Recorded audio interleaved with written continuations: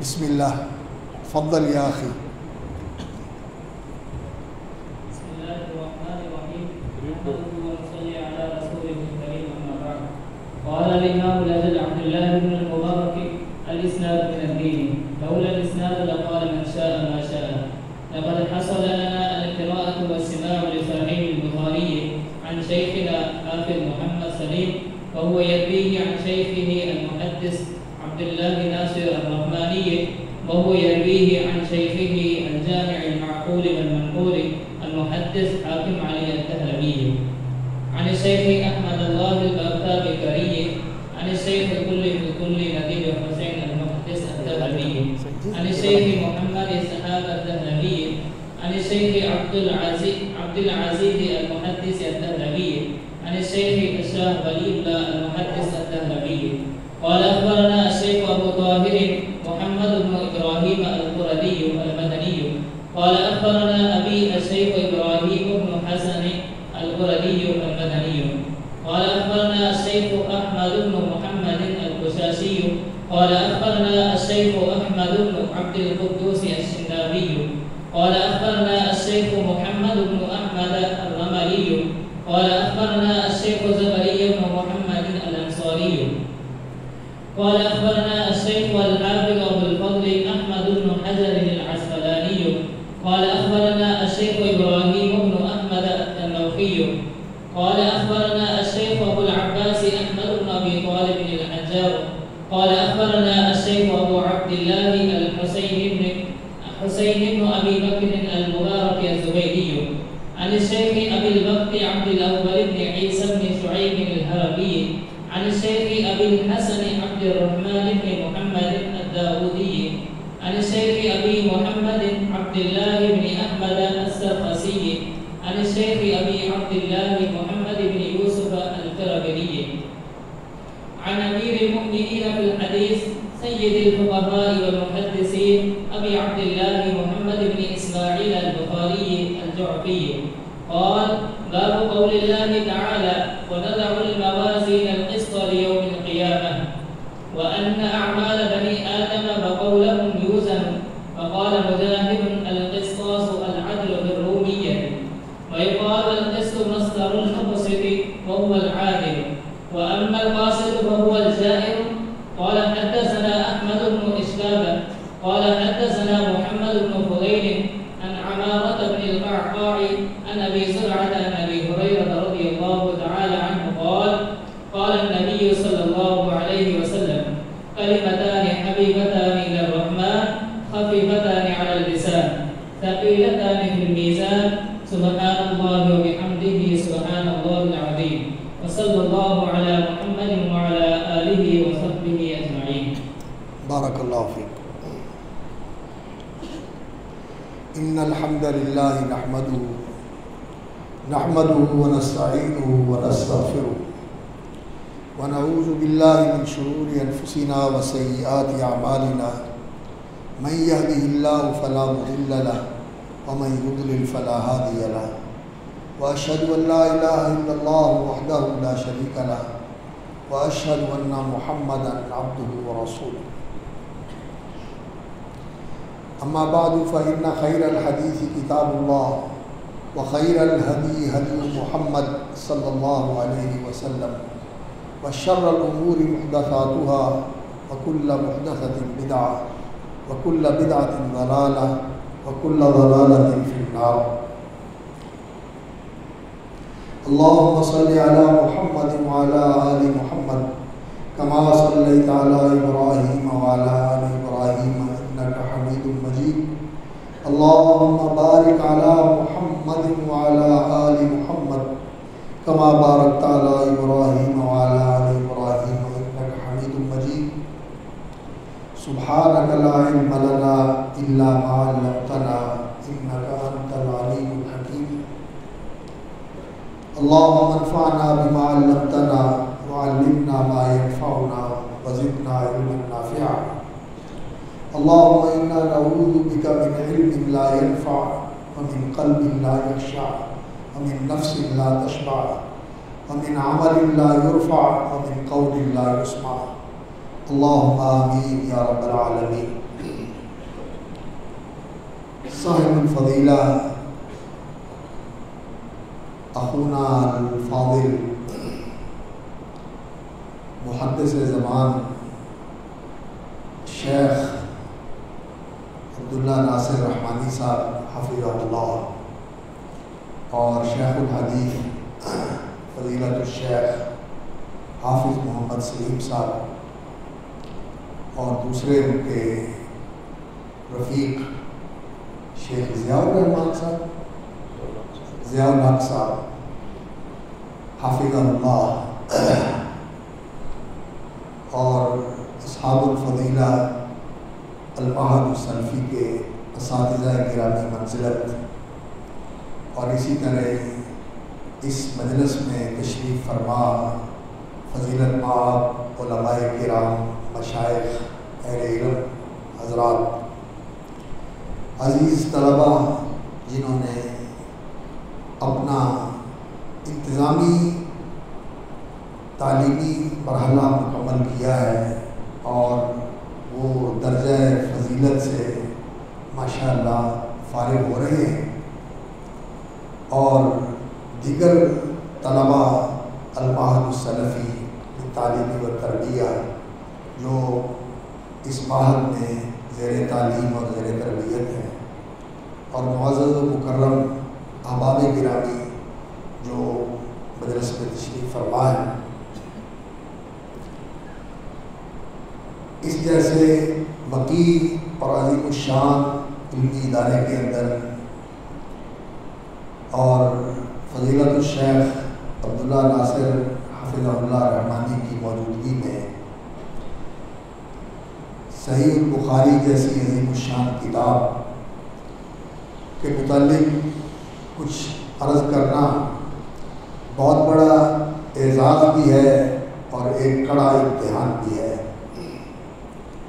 میں سچی بات ہے اپنے آپ کو ایک ادنا طالب علم سمجھتا ہوں، تو میں اس کا اہل تو نہیں ہوں، لیکن افسوس یہ ہے کہ کبرنی موت الکبریٰ، آج وہ ہمارے بڑے نہ رہے جو اس دور کی زینت تھے اور وہ ہمارا فخر اور سرمایہ تھے اور ان مجلسوں کی زینت تھے، اور جب وہ ان مجالس میں شریک ہوتے اور اپنے علوم و معارف اور اپنی تحقیق و بصیرت کے لولو لالا پیش کرتے تو آنکھیں روشن ہوتی، دل ٹھنڈے ہوتے، سینے نور سے مستنیر اور منور ہو جاتے تھے، لیکن وہ چلے گئے، مسندیں خالی ہو گئی، تو ہم جیسے لوگ جو ان کے کفش بردار تھے، ان کے جوتا اٹھانے والے تھے، اب ہمیں بلایا جاتا ہے۔ اللہ رب العزت سے ہم دعا کرتے ہیں کہ اللہ رب العزت ان ہمارے بزرگوں کے، ان شیوخ الحدیث کے درجات بلند کرے، حضرت حافظ مدنی رحمۃ اللہ علیہ، سید بدیع الدین راشدی رحمۃ اللہ علیہ، اور حافظ عبداللہ بندی مالوی رحمۃ اللہ علیہ، مولانا عبدالغفار رحمانی رحمۃ اللہ علیہ، مولانا حاکم الدین رحمۃ اللہ علیہ، یہ اثاثہ تھے ہمارا اور بہت مراجع تھے جن کی طرف ہم رجوع کرتے تھے۔ اللہ رب العزت اعلیٰ علیین میں ان کے درجے بلند فرمائے اور جنت الفردوس میں انہیں اعلیٰ مقام عطا فرمائے، اور حضرت الشیخ نے جس طرح اس معہد کی تاسیس فرمائی ہے اور اسی طرح دیگر جو ادارے اس شہر میں موجود ہیں، اللہ تعالیٰ ان سب کو برکت دے اور ان تمام علمی اداروں کو، تعلیمی اداروں کو، تربیتی اداروں کو اللہ رب العزت اس کی توفیق عطا فرمائے کہ وہ اس خلا کو پر کر سکیں اور ان جانے والوں کے جانشین پیدا کر سکیں جو ان کی کمی کو پورا کرے اور ان کی مسندوں کو پھر اسی طرح آباد کریں جیسے ان کے وجود مسعود سے وہ آباد ہوا کرتی تھی۔ اللہ رب العزت ہمارے ان اداروں کو اس کے لیے وسائل بھی دے، رجال بھی دے، اور اللہ تعالیٰ ان کی کوششوں کو برکت بھی دے اور اللہ رب العزت مدد بھی فرمائے۔ حضرات گرامی، بخاری اور امام بخاری جو اس کتاب کے مصنف ہیں اور اس کتاب کا جو مقام ہے اور امام بخاری رحمۃ اللہ علیہ کا جو درجہ اور جو ان کی حیثیت ہے محدثین کے اندر، یہ الحمدللہ آپ اس سے بے خبر نہیں ہیں، لیکن یاد دہانی کے طور پر میں چند چیزیں عرض کرتا ہوں۔ امام بخاری رحمۃ اللہ علیہ محدثین کی جماعت کے وہ معزز فرد ہیں جن کو اپنے دور کے ان کے اساتذہ نے، ان کے معاصرین نے اور ان کے بعد آنے والے محدثین نے یہ لقب دیا ہے کہ وہ امیر المومنین فی الحدیث اور سید الفقہاء اور فقیہ هذه الامہ، وہ اہل حدیث محدثین کے اپنے دور کے امیر المومنین تھے، یعنی سب ان کی عظمت کو تسلیم کرتے تھے اور وہ سید الفقہاء تھے، فقاہت فی الدین، فقہ الحدیث، اس کے وہ ایسے امام تھے کہ سب نے اپنے زمانے میں ان کی سرداری کو قبول کیا کہ وہ سیادت کا مرکز تھے۔ اور ان کے استاذ قتیبہ بن سعید رحمۃ اللہ علیہ نے کہا، اور اسی طرح ان کے ایک اور استاذ نے، کہ جو دیکھنا چاہتا ہے کہ فقیہ بحق یعنی صحیح معنوں میں جو فقیہ ہے وہ دیکھنا چاہتا ہے تو وہ امام ابو عبداللہ محمد بن اسماعیل البخاری کو دیکھے۔ تو امام بخاری رحمۃ اللہ علیہ محدث بھی تھے اور فقیہ بھی تھے۔ اللہ رب العزت نے ان کی ذات گرامی میں یہ دونوں خصوصیتیں جمع فرما دی تھی کہ وہ قرآن کے تو حافظ تھے، کہتے ہیں کہ میں کتاب میں تھا، یعنی ابتدائی مکتب میں جہاں 10-12 سال تک تعلیم ہوتی تھی، تو اسی مکتب میں تھا، تو اللہ رب العزت نے مجھے حفظ حدیث کا شوق نصیب فرما دیا، تو میں نے حدیثیں یاد کرنی شروع کر دی، اور 10-11 سال کی عمر میں یہ حدیثیں یاد کرنی شروع کر دی۔ اور ان کا حدیثیں یاد کرنے کا انداز یہ نہیں ہوتا تھا جیسے آج ہمارے حدیث کا متن یاد کیا جاتا ہے اور صرف حدیث کے الفاظ حفظ کیے جاتے ہیں، اور وہ بھی چند کتابیں۔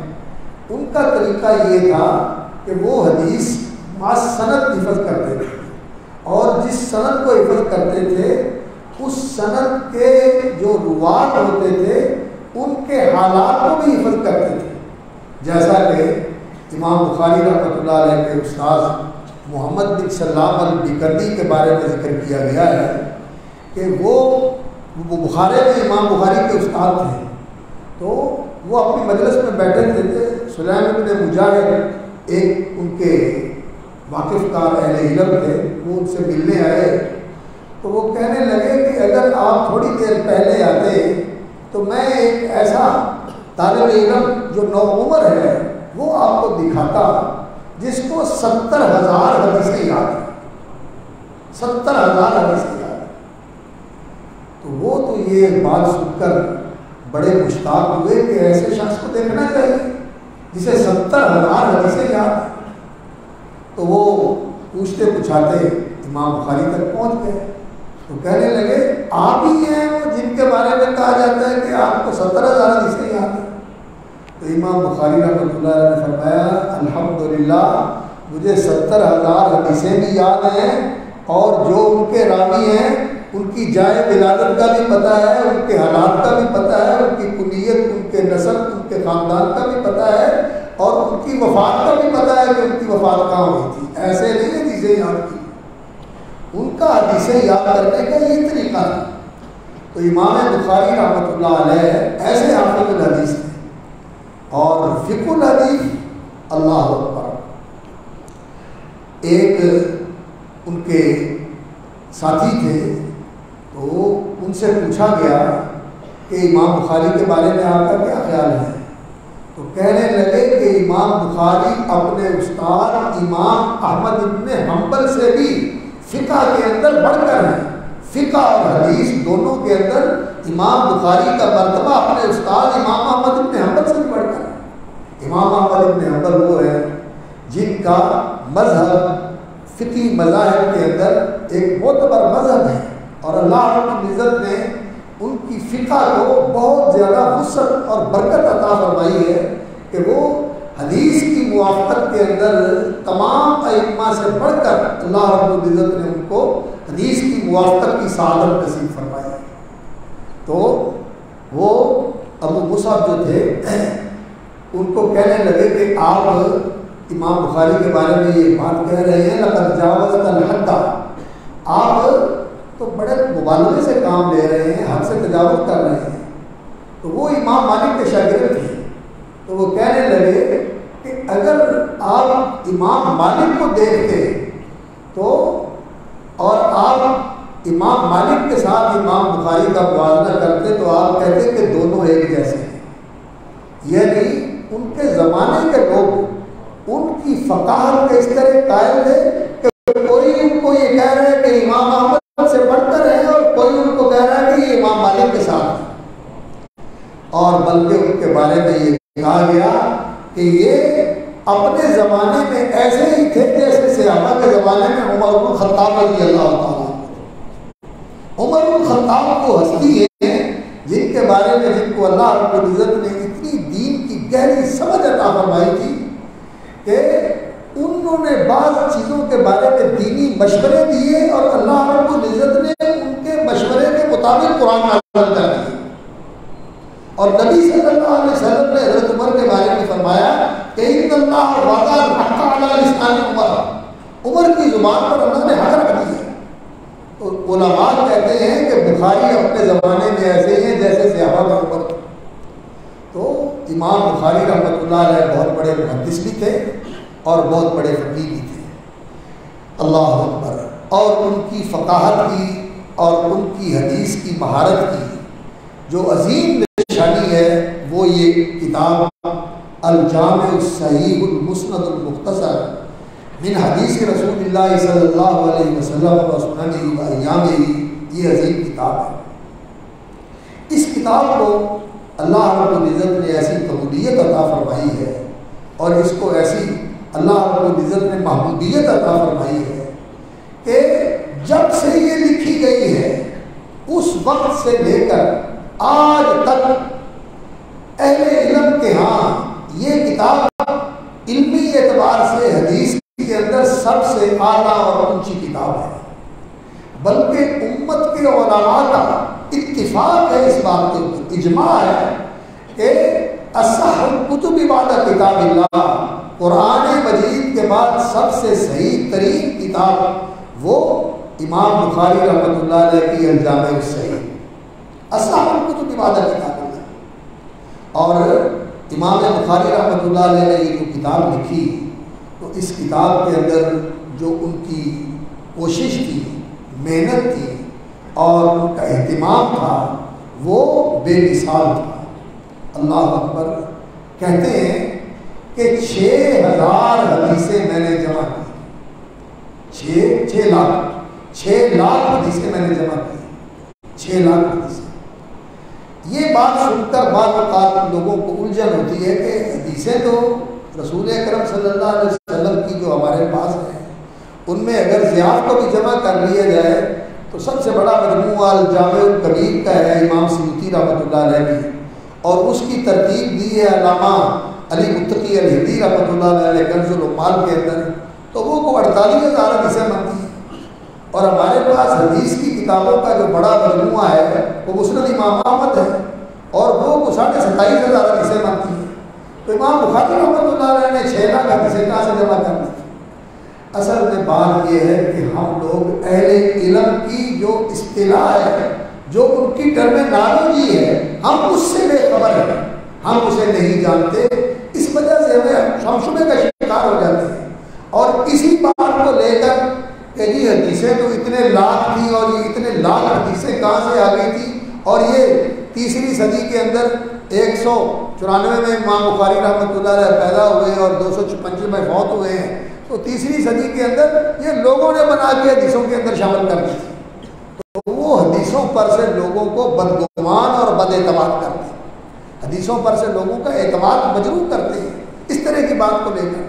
اور اصل بات کیا ہے، وَآفَتُهُ مِنَ الْفَهْمِ السَّقِيمِ، فہم نہیں ہے، جاہل ہیں، جانتے نہیں ہیں کہ ان کا مقصد کیا ہے، ان کی ٹرمینالوجی کیا تھی، ان کی اصطلاح کیا تھی، وہ کیا کہتے تھے حدیث کو۔ ان کے ہاں رسول اکرم صلی اللہ علیہ وسلم کے فرامین، آپ صلی اللہ علیہ وسلم کی احادیث مبارکہ، نبی صلی اللہ علیہ وسلم کی سنن مطہرہ، رسول اکرم صلی اللہ علیہ وسلم کی تقریرات، جہاں آپ نے دیکھ کر خاموشی اختیار کی، آپ نے اس کی تصویب اور تائید فرمائی، اور نبی صلی اللہ علیہ وسلم کی سیرت، آپ کی زندگی کے معاملات، یہ ساری چیزیں حدیث کے اندر شامل ہیں۔ یعنی سیرت کے اندر جو کچھ نبی صلی اللہ علیہ وسلم کی زندگی ہے وہ بھی، آپ صلی اللہ علیہ وسلم کی سنتیں بھی، آپ صلی اللہ علیہ وسلم کے فرامین بھی، اور آپ صلی اللہ علیہ وسلم کی تقریرات بھی، اور اس کے ساتھ رسول اکرم صلی اللہ علیہ وسلم کے صحابہ کی بھی یہ ساری چیزیں، صحابہ کے آثار، صحابہ کے اقوال، یہ ساری چیزیں۔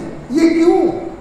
اس لیے کہ رسول اکرم صلی اللہ علیہ وسلم نے یہ فرمایا تھا کہ اللہ اکبر، جماعت کو لازم پکڑنا، علیکم بالجماعت، جماعت کو لازم پکڑنا، علیکم بالجماعت۔ تو پوچھا گیا، ترمذی کی روایت ہے، من الجماعت یا رسول اللہ، اللہ کے رسول جماعت کون سی ہے؟ تو رسول اکرم صلی اللہ علیہ وسلم نے فرمایا الجماعت، جس کو لازم پکڑنے کا میں تمہیں بتا رہا ہوں، الجماعت ما انا علیہ و اصحابی، جس پہ آج میں اور میرے صحابہ ہیں، یہ ہے الجماعت، اس جماعت کو لازم پکڑنا ہے۔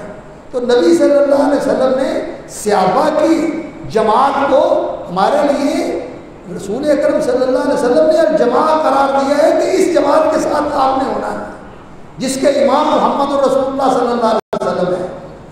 اور محدثین نے صحابہ کے اقوال، صحابہ کے حالات، صحابہ کے فتاوی یہ بھی ساتھ لیے، اور امام بخاری رحمۃ اللہ علیہ الجامع الصحیح کے اندر صحابہ کے اقوال ذکر کرتے ہیں۔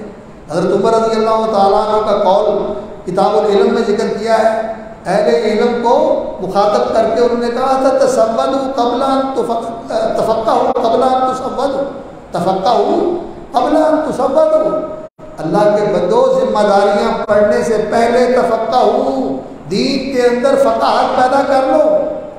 یہ امام بخاری رحمۃ اللہ نے حضرت عمر رضی اللہ تعالیٰ عنہ کا قول ذکر کیا کتاب العلم کے اندر، اور ساتھ اس کے امام بخاری رحمۃ اللہ علیہ نے مزید اضافہ اپنی طرف سے کیا، یاد ہے آپ کو، وقال ابو عبداللہ بعد ان تسودوا، یہ تفقهوا سیادت، ذمہ داریاں آنے سے پہلے دین میں اچھی طرح فقاہت پیدا کرو، اور بعد ان تسودوا ذمہ داریاں آنے کے بعد بھی طلب علم اور تحصیل علم سے فارغ نہ ہو جانا، یہ سلسلہ بعد میں بھی جاری رکھنا، یہ سلسلہ بعد میں بھی جاری رکھنا۔ تو امام بخاری رحمۃ اللہ علیہ نے بہت سارے اقوال نقل کیے ہیں صحابہ کے، اور اسی طرح تابعین کے بھی اقوال نقل کیے ہیں۔ کیوں؟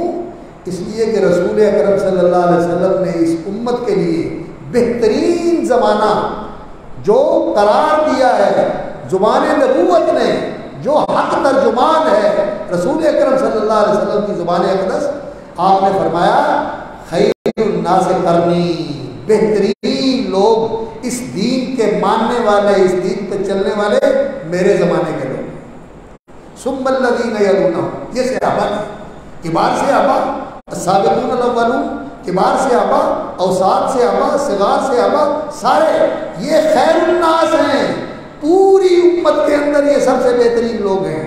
اور پھر اس کے بعد ثم الذین یلونہم، جو ان کے بعد آئے گے وہ کون ہیں؟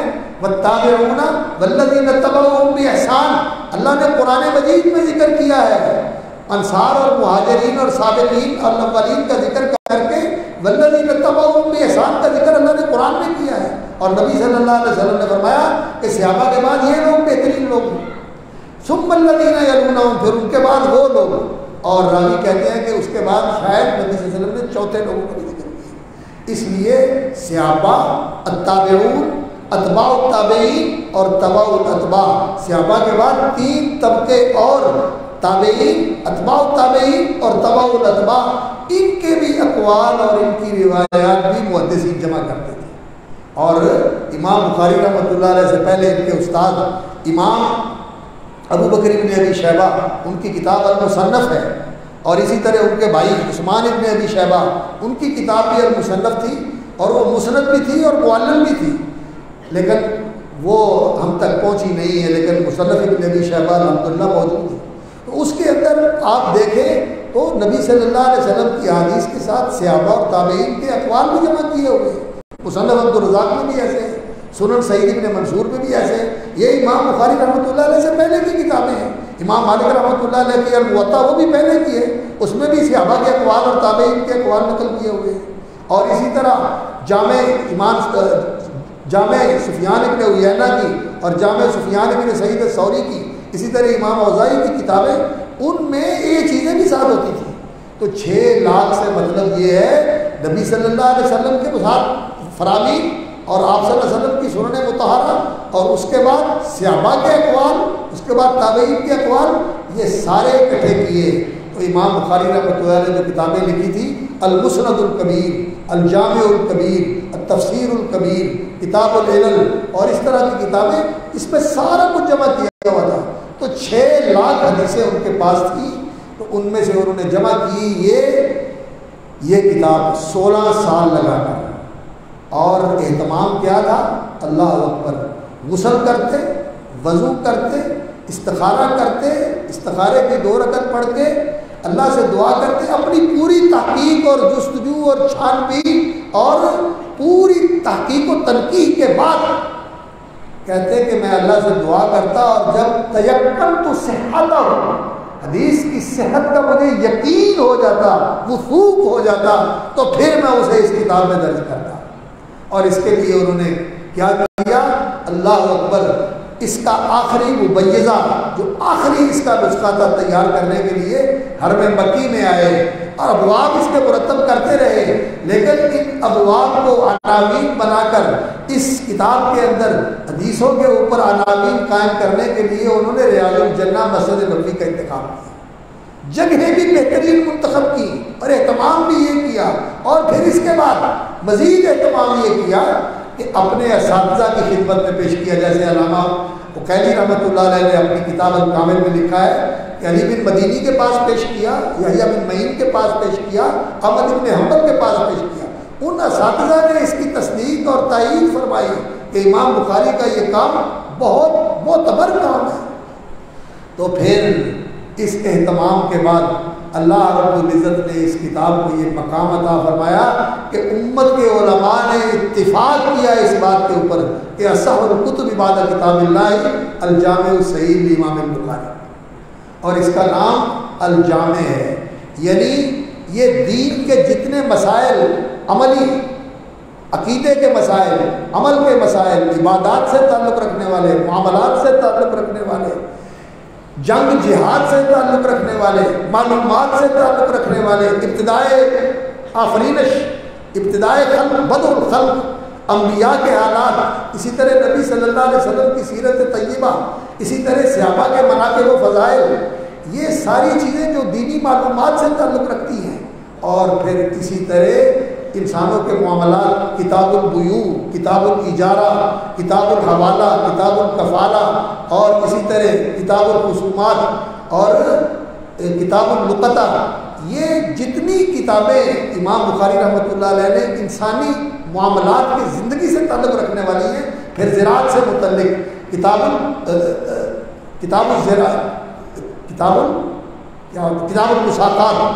المساقات، اور اسی طرح دوسری کتابیں جو معاملات سے تعلق رکھنے والی ہیں وہ بھی اس کتاب کے اندر جمع کی۔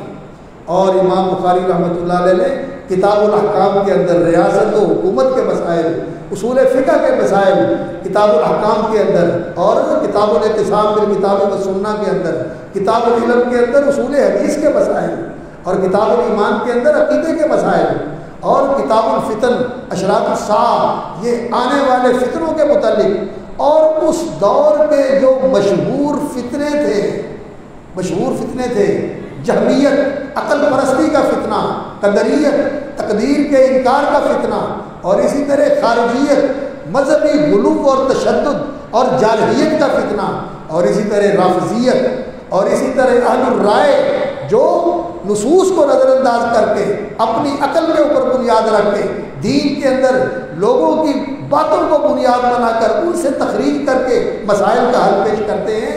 ان سارے فتنوں کا بھی رد کیا اور ان سارے مسائل کا بھی حل کیا، تو اس کا نام انہوں نے الجامع رکھا، اور ایسی الجامع کتاب آپ کو صحیح بخاری کے علاوہ اور ملے گی کوئی نہیں، منفرد کتاب ہے۔ جامعیت اس کی بے مثال جامعیت ہے پورے دین کی۔ یہ کیوں؟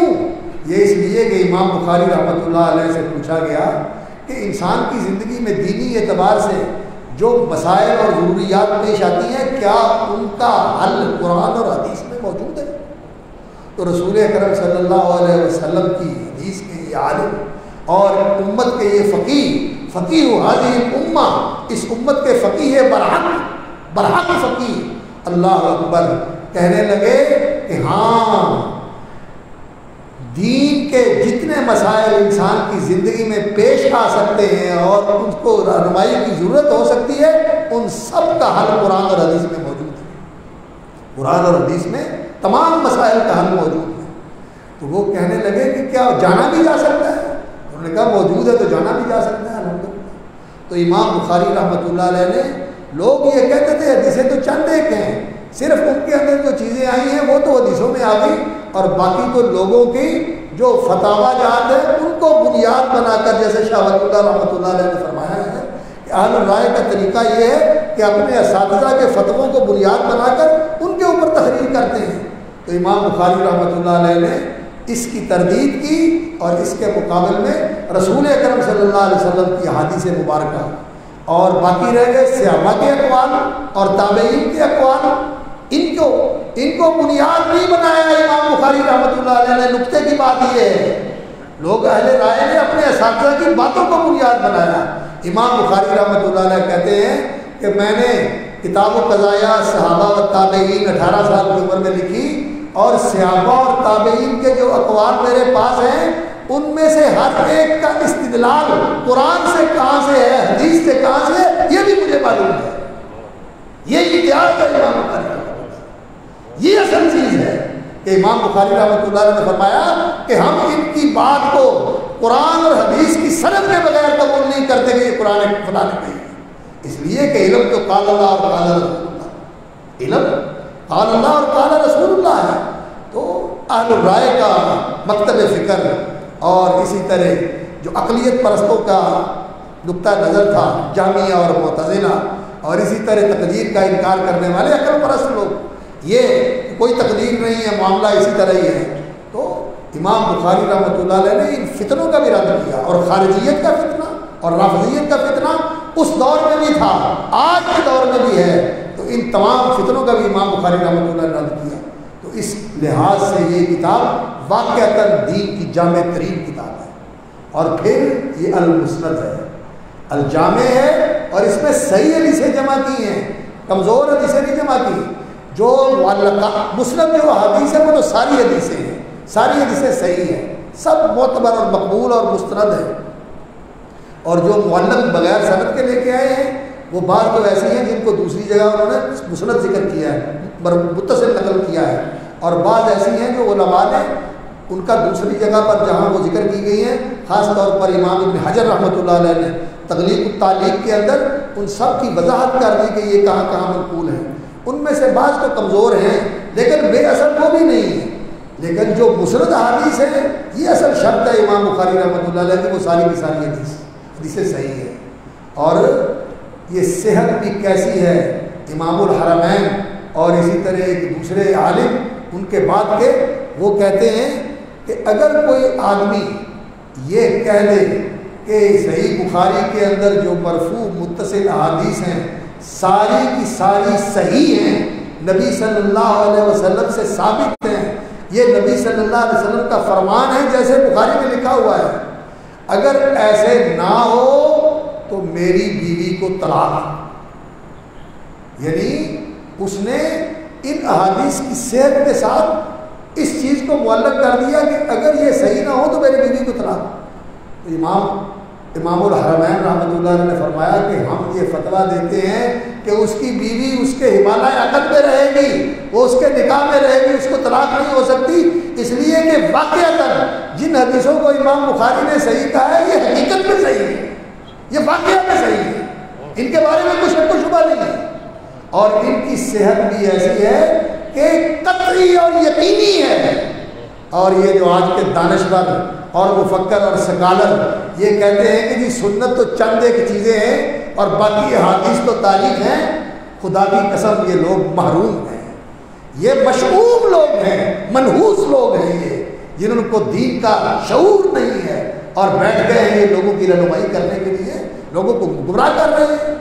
محدثین نے جس تحقیق کے ساتھ اور جس محنت اور جس کاوش کے ساتھ حدیثوں کو جمع کیا اور پھر ان کو جانچا، پھر ان کو پرکھا، پھر اللہ سے دعائیں کی اور پھر اللہ رب العزت سے رہنمائی مانگی، ہم لوگ تو ان چیزوں کا تصور بھی نہیں کر سکتے کہ وہ کس طرح حدیث کا علم حاصل کرتے تھے، کس تقوی شعاری کے ساتھ، کس دینداری کے ساتھ، کس اللہ اکبر للہیت اور اخلاص کے ساتھ وہ دین کا علم حاصل کرتے تھے اور پھر اللہ رب العزت سے رہنمائی لیتے تھے، اور جب تک پورا یقین نہیں ہو جاتا تھا اس وقت تک وہ کسی چیز کو قبول نہیں کرتے تھے۔ اور وہ سند حدیث لینے کے لیے ایسے میں نہیں کہ جہاں کوئی بیٹھا ہوا اس کے پاس چلے گئے اور جا کے اس سے حدیث لے لی اور اس سے روایت کر لی، نہیں، وہ دیکھتے تھے، اساتذہ کو دیکھتے تھے، پرکھتے تھے اور پھر ان سے حدیث لیتے تھے۔ امام بخاری رحمۃ اللہ علیہ فرماتے ہیں کہ میرے اساتذہ میں 1080 حضرات ہیں جن سے میں نے حدیث لی اور سارے کے سارے صحیح العقیدہ تھے، ان میں کوئی بدعقیدہ آدمی نہیں تھا۔ تو یہ حضرات ان سے حدیث لیتے تھے اور پھر اس کو ذکر کرتے تھے۔ اور ابو زید مروزی رحمۃ اللہ علیہ وہ ایک بہت بڑے محدث ہیں، وہ کہتے ہیں کہ میں نے خواب میں رسول اللہ صلی اللہ علیہ وسلم کی زیارت کی تو رسول اللہ صلی اللہ علیہ وسلم نے مجھے کہا ابو زید تو تم شافعی کی کتاب پڑھتے ہو، میری کتاب نہیں پڑھتے؟ تو میں نے کہا یا رسول اللہ آپ کی کون سی کتاب ہے؟ تو نبی صلی اللہ علیہ وسلم نے خواب میں مجھے کہا یہ خوابیں ہمارے لیے سند نہیں ہیں، لیکن جو بات علماء نے کہی ہے اس سے استناس ہوتا ہے کہ یہ چیزیں بھی اس کی تصدیق کرتی ہیں، یہ مبشرات ہیں۔ نبی صلی اللہ علیہ وسلم نے خواب میں فرمایا کہ بخاری کی کتاب میری کتاب ہے، بخاری کی کتاب میری کتاب ہے۔ تو امام بخاری رحمۃ اللہ علیہ کی اس کتاب کی یہ صحت جو ہے اصح الکتب بعد کتاب اللہ، قرآن مجید کے بعد یہ صحیح ترین کتاب ہے۔ اور اگر تاریخی طور پر اس کا تذکرہ کیا جائے اس دور سے لے کر آج تک کوئی بھی کسی بھی مکتب فکر کے آج کے دور میں وہ دیوبندی مکتب فکر ہو، وہ بریلوی مکتب فکر ہو، وہ اہل حدیث ہوں، سب کے سب اس بات کے اوپر متفق ہے کہ صحیح ترین کتاب قرآن مجید کے بعد یہ صحیح بخاری ہے، اور سب پڑھتے بھی ہیں اور اس پر اعتماد بھی کرتے ہیں۔ لیکن اللہ اکبر، اس پر عمل کرنے کی بات جو بخاری میں لکھا ہوا ہے اس کو عمل میں لے کے آنا، یہ چیز یہ اللہ رب العزت نے اسی جماعت کو نصیب فرمایا ہے جس کے بارے میں رسول اللہ صلی اللہ علیہ وسلم نے فرمایا تھا کہ لا تزال طائفۃ من امتی ظاہرین علی الحق، میری امت کی ایک جماعت جو ہے وہ حق کے اوپر غالب رہے گی، ظاہر رہے گی، نظر آئے گا لوگوں کو کہ یہ حق پرست ہیں، حق کے پیرو ہیں، حق کے علم بردار ہیں، حق کے اوپر چلنے والے ہیں۔ لا یضرهم من خذلهم ولا من خالفهم، جو ان کی مخالفت کرے گا یا ان کو کمزور کرنا چاہے گا وہ ان کا نقصان نہیں کر سکے گا۔ تو امام بخاری رحمۃ اللہ علیہ نے اس جماعت کے بارے میں فرمایا وہم اہل العلم، اور ان کے استاد علی بن مدینی نے کیا کہا وہم اصحاب الحدیث، یہ اصحاب الحدیث حدیث کے پیروکار اہل علم ہیں۔ اور امام ترمذی رحمۃ اللہ علیہ نے عبداللہ ابن مبارک رحمۃ اللہ علیہ سے نقل کیا ہے جامع ترمذی کے اندر وہم اہل العلم والفقہ، یہ وہ لوگ ہیں جو اہل علم ہیں اور اہل فقہ ہیں اور اصحاب الحدیث میں سے ہیں۔ اور امام احمد رحمۃ اللہ علیہ نے بھی فرمایا یہ اہل الحدیث ہے جو اس حدیث کا مصداق ہے۔ تو صحیح بخاری پر عمل کرنے کی سعادت جو ہے یہ اہل حدیث کو حاصل ہوتی ہے کہ نبی صلی اللہ علیہ وسلم کی حدیث میں جو آ گیا تو پھر کوئی چیز جو ہے ان کے لیے مانے نہیں ہوتی۔ کیوں؟ علم جو ہے وہ یہی ہے ما انزل الیکم من ربکم، جو اللہ نے اتارا ہے. اللہ نے قرآن بھی اتارا ہے اور حکمت بھی اتاری ہے. الکتاب والحکمہ یہ اللہ نے دونوں اتارے ہیں اور یہ دونوں منزل من اللہ ہے. کتاب قرآن مجید ہے اور حکمت یہ رسول اکرم صلی اللہ علیہ وسلم کا فرمان ہے اور نبی صلی اللہ علیہ وسلم کا عمل ہے. اور نبی صلی اللہ علیہ وسلم کی تقریر بھی یہ آپ صلی اللہ علیہ وسلم کا عمل ہے اور نبی صلی اللہ علیہ وسلم کی پوری زندگی بھی اللہ رب العزت کی رہنمائی میں گزری ہے. انک لمن المرسلین علی صراط المستقیم. آپ اللہ کے رسول ہیں اور آپ صراط مستقیم پہ ہیں. آپ کا ہر عمل، آپ کی ہر حرکت، آپ کا ہر سکون یہ صراط مستقیم کے اوپر ہے. اور ہم اللہ رب العزت سے یہی دعا کرتے ہیں اہدنا الصراط المستقیم کہ اللہ ہمیں صراط مستقیم دکھا دے، اس پہ چلا دے اور اس پہ جمائے رکھ، اسی پہ زندہ رکھنا، اسی پہ موت دینا. تو صراط مستقیم نبی صلی اللہ علیہ وسلم کا راستہ ہے جس پہ آپ صلی اللہ علیہ وسلم نے زندگی گزاری ہے. تو یہ اہل حدیث کو سعادت حاصل ہے. اور علم جو ہے وہ اسی چیز کا نام ہے. العلم قال اللہ العلم قال اللہ قال رسول. علم کیا ہے؟ قال اللہ قال رسول ما ذاک والتقلید یستویان. ابن قیم رحمۃ اللہ علیہ نے فرمایا یہ قال اللہ کی بات کو لے کر اس کے مطابق بات کرنا، رسول اللہ کی بات کو لے کر اس کے مطابق فتویٰ دینا، قرآن اور حدیث کی طرف رجوع کر کے اس سے سند لے کے بات کرنا، یہ ہے علم اور یہ ہے علم کی بات اور یہ اہل حدیث کا طریقہ ہے. ما ذاک والتقلید یستویان. اور باقی کہ کتابوں کی عبارتیں نقل کر کے کہ جی ہم تو مقلد ہیں، حدیث بے شک یہ کہہ رہی ہے لیکن ہماری مجبوری ہے کہ ہم مقلد ہیں، ہم مان نہیں سکتے. الحمدللہ اہل حدیث کے ہاں یہ بات نہیں ہے. اور امام بخاری رحمۃ اللہ علیہ نے بالخصوص اس فکر کی اصلاح فرمائی ہے اور ان کو بتایا ہے کہ آپ جو کچھ کر رہے ہو یہ راہ راست نہیں ہے. راہ راست یہی ہے کہ رسول اللہ صلی اللہ علیہ وسلم کی بات آ جائے. وما كان لمؤمن ولا مؤمنة إذا قضى الله ورسوله أمرا أن يكون لهم الخيرة من أمره. اللہ اور اس کے رسول کی بات آ جانے کے بعد پھر مومن کا اختیار نہیں رہتا، پھر سمعنا وأطعنا کے علاوہ کوئی راستہ نہیں، اس کے سوا کوئی راہ نہیں. تو ما ذاک والتقلید یستویان. علم لینا قرآن اور حدیث سے سند لے کر بات کرنا اور تقلید کا پھندا گلے میں ڈال کے آنکھیں بند کر کے کسی کے پیچھے زندگی گزار دینا اندھیرے کے اندر. اللہ اکبر، روشنی ہو بھی پھر بھی نہیں دیکھنا. افمن یمشی مکبا علی وجہہ اہدی، ایسے اوندے منہ چل رہے ہیں وہ زیادہ ہدایت یافتہ ہے. امن یمشی سویا علی صراط مستقیم، جو دیکھتا چاہتا ہوا صراط مستقیم جو کھلی ہوئی ہے نبی صلی اللہ علیہ وسلم کی راہ، آپ کے صحابہ کی راہ، ان کے تابعین کی راہ، خیر القرون کی راہ جو کھلی ہوئی ہے، جو اس پہ چل رہا ہے، یہ دونوں برابر ہو سکتے ہیں؟ کبھی برابر نہیں ہو سکتے. اذ اجمع العلماء ان مقلدا للناس کالاعمى والناسیان.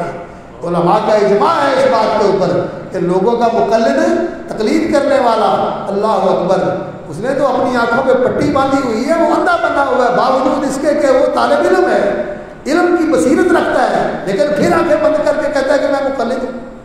یہ تو اندھے والی بات ہے. ما ذاک والتقلید یستویان. علم جو ہے وہ ہے. تو امام بخاری رحمۃ اللہ علیہ کی جو کتاب ہے اس کے اوپر عمل کرنا، اور امام بخاری رحمۃ اللہ علیہ نے اس کتاب کو جب ترتیب دیا ہے وہ بھی کمال ترتیب ہے. سچی بات ہے. شیخ الحدیث بیٹھے ہوئے علماء تشریف فرمائے، پوری حدیث کی کتابیں آپ کے سامنے ہیں. مصنف ابن ابی شیبہ سے، مصنف عبدالرزاق سے، موطا امام مالک سے لے کر آج کے دور تک بھی جو کتابیں لکھی گئی ہیں، بلوغ المرام اور گزاری، وہ تو بعد والے تو خیر امام بخاری سے خوشاچی کرتے ہیں، وہ تو امام بخاری کا اتباع اور پیروی کرتے ہیں، لیکن جو ان سے پہلے لکھی گئی ہیں کتابیں ان میں کسی میں بھی یہ ترتیب نہیں ہے جو امام بخاری رحمۃ اللہ علیہ کتاب کے اندر ہے. اس کی ابتدا کرتے ہیں وحی سے، اس لیے کہ دین کی بنیاد وحی ہے اور دین کی بنیاد وحی ہے، اور وحی اللہ کا علم ہے. وہی اللہ کا علم ہے اور اللہ رب العزت نے اس علم سے اپنے رسولوں کو ممتاز فرمایا ہے. اور وحی کا علم وہ علم ہے جو قطعی اور یقینی علم ہے. وحی کے علاوہ جو معلومات ہوتی ہیں انسان کی یہ ظاہر سے تعلق رکھنے والی ہے، لیکن حقیقت اور باطن سے اور عالم الغیب سے اور آنے والے زمانوں سے ساری چیزوں سے باخبر ہو کر جو بات کہی ہے اللہ رب العزت نے اور اللہ کے بتانے سے اللہ کے رسول نے، یہ بات کبھی غلط نہیں ہو سکتی. دین کی باتیں جو ہیں یہ برحق ہیں، یہ ان کی بنیاد وحی کے اوپر ہے. اور وحی کے بعد پھر کتاب الایمان لے کے آئے ہیں کہ وحی کو ماننا ضروری ہے اور بن دیکھے ماننا ضروری ہے. آج کل کئی لوگ ایسے ہیں جو کہتے ہیں کہ جی بات وہ مانیں گے جس کی سائنس تصدیق کرے گی، اور کئی لوگ پوچھتے بھی ہیں کہ یہ بات کیوں ہے۔ بھائی جب حدیث میں آ گیا، نبی صلی اللہ علیہ وسلم کا فرمان ثابت ہو گیا، قرآن مجید میں اللہ کا حکم آ گیا، تو پھر ایمان کا تقاضا یہ ہے مانو، سائنس مانے یا نہ مانے، کوئی لوگ مانے یا نہ مانے، آپ کی عقل مانے یا نہ مانے، اس کو چھوڑ دیں۔ اچھا لوگ کہتے ہیں کہ جی قرآن تو یہ کہتا ہے کہ لعلکم تعقلون، تم عقل کرو، اس لیے اللہ نے آیتیں نازل کی ہیں تاکہ تم عقل سے کام لے کر ان کو سمجھو۔ اصل بات یہ ہے کہ قرآن عقل کی رہنمائی کرتا ہے، عقل کو قرآن کے تابع رکھنا چاہیے۔ قرآن کو عقل کے تابع کر دیا تو کام خراب ہو جاتا ہے، یہاں سے کام الٹا ہوتا ہے۔ جب لوگ قرآن کو عقل کے تابع کرتے ہیں کہ جو ہماری عقل میں آ گیا وہ تو ٹھیک ہے، اور اسی طرح قرآن کی طرح حدیث بھی ہے، کیونکہ نبی صلی اللہ علیہ وسلم پر اللہ نے دونوں چیزیں نازل کی ہیں، قرآن بھی اور حدیث بھی۔ تو جب انسان یہ کہتا ہے کہ یہ بات ہماری عقل میں نہیں آتی، اور یہ بہت بڑا فتنہ ہے، اللہ تعالیٰ معاف فرمائے، ہندوستان میں شروع ہوا، مصر میں بھی شروع ہوا، اور بھی دوسرے ملکوں میں شروع ہوا، اور بہت اس کے برگ و بار نکلے اور اس کے پر پرزے نکلے، بہت سارے لوگ اس سے متاثر ہوئے۔ اللہ تعالیٰ ہدایت دے اور اللہ تعالیٰ اصلاح فرمائے، اور آج بھی یہ فتنہ عروج پہ ہے، اور جو بہت زیادہ اس کو پھیلانے والا تھا وہ لاہور کا ایک آدمی تھا، غلام احمد پرویز، اس نے اس فتنے کی بڑی آبیاری کی اور اس کو بہت سطح پر پھیلایا۔ ہمارے ایک دوست ہیں ڈاکٹر قاسمی صاحب، محمد دین قاسمی، ڈاکٹر محمد دین قاسمی فیصل آباد کے، انہوں نے اس کے پوری فکر کا جائزہ لے کر اس پہ ڈاکٹریٹ کی ہے، اور اس کی پوری کلی کھولی ہے، اور اس کی حقیقت واضح کی ہے کہ جاہل آدمی تھا، عربی کی سمجھ نہیں تھی، لوگوں سے کام لکھوا کے ان کے اندر جو ہے نا اپنی طرف سے چیزیں ایسی شامل کر کے وہ شائع کی کرتا تھا، اور جھوٹ اور لغو اور فضولیات اس کے ساتھ بھرا ہوا ہے اس کا سارا لٹریچر۔ تو بہرحال یہ جو بات ہے کہ یہ عقل کے خلاف ہے، عقل کی رہنمائی کرنے کے لیے اللہ رب العزت نے قرآن اور حدیث جو ہے نا یہ نازل فرمائے ہیں، تو عقل کو قرآن اور حدیث کا تابع ہونا چاہیے۔ اس کو اگر قرآن اور حدیث کے اوپر حاکم بنا دیا جائے تو انسان کا علم اور انسان کی عقل محدود ہے، یہ ساری چیزوں کا ادراک اور احاطہ نہیں کر سکتی، اس لیے عقل کو اس کی حد پہ رہنے دینا چاہیے۔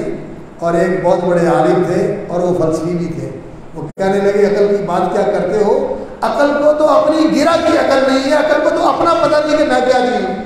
یہ اللہ رب العزت نے انسان کو ایک شعور دیا ہوا ہے جو آہستہ آہستہ ڈیولپ ہو کر بڑھتا رہتا ہے، اور ایک دور میں انسان کی چیز سمجھ میں نہیں آتی، پھر ترقی ہوتی ہے تو اس کی سمجھ میں آتا ہے، پھر ترقی ہوتی ہے تو اس کی سمجھ میں آتا ہے، اور پہلے دور کی بات اس کے لیے وہ غیر مقبول ہوتی ہے، بعد میں جا کے وہ مقبول بن جاتی ہے، اور بعد میں جا کے وہ غلط ہو جاتی ہے۔ تو عقل کے معاملات تو اس طرح کے ہیں، اس لیے وہی کی بات جو ہے یہ قطعی اور یقینی ہے، اس پر ایمان لانا ضروری ہے، اور اس کو سیکھنا بھی ضروری ہے۔ کتاب العلم لے کے آئے اور پھر اس کی تفصیلات بیان کی، جیسے میں نے پہلے ذکر کیا کہ زندگی کے سارے شعبے کا احاطہ کیا ہے امام بخاری رحمۃ اللہ علیہ نے، اور آخر میں کتاب الاعتصام بالکتاب والسنہ لے کر آئے کہ اس زندگی کے اندر جس چیز کو آپ نے تھام کے رکھنا ہے کہ راہ راست پہ رہیں اور منزل مقصود تک پہنچیں، جنت الفردوس کے وارث بنیں، اللہ کی رضا سے سرفراز ہوں، اللہ رب العزت کے سامنے جائیں تو راضیۃ مرضیۃ اس کا مصداق بنے، اس کے لیے کتاب و سنت کو مضبوطی سے تھامے رکھیں۔ اور کتاب و سنت جو ہے یہ انسان کی زندگی کے اندر دینی رہنمائی کے لیے کافی اور وافی ہے، کافی اور وافی ہے۔ علماء نے اس پر کام کیا، اور الحمدللہ آج بھی ہمارے علماء اسی کی روشنی کے اندر کام کرتے ہیں۔ اچھا یہاں ایک اور بات جو ہے وہ سمجھنے والی ہے، لوگ کہتے ہیں کہ ان مسائل کا حل قرآن اور حدیث میں نہیں ہے۔ قرآن اور حدیث میں حل موجود ہے، لیکن قرآن اور حدیث میں ہم جو کچھ کرتے ہیں ان کا جواز نکل آئے، ان کو حلال بنا دیا جائے، ان کو مشروع ٹھہرا دیا جائے، یہ حل نہیں ہے قرآن اور حدیث میں۔ اس کے لیے لوگوں نے کتاب الحیل لکھی ہوئی ہے، اس کے لیے لوگوں نے کتاب الحیل لکھی ہوئی ہے، اس دور میں بھی یہ کیا تھا۔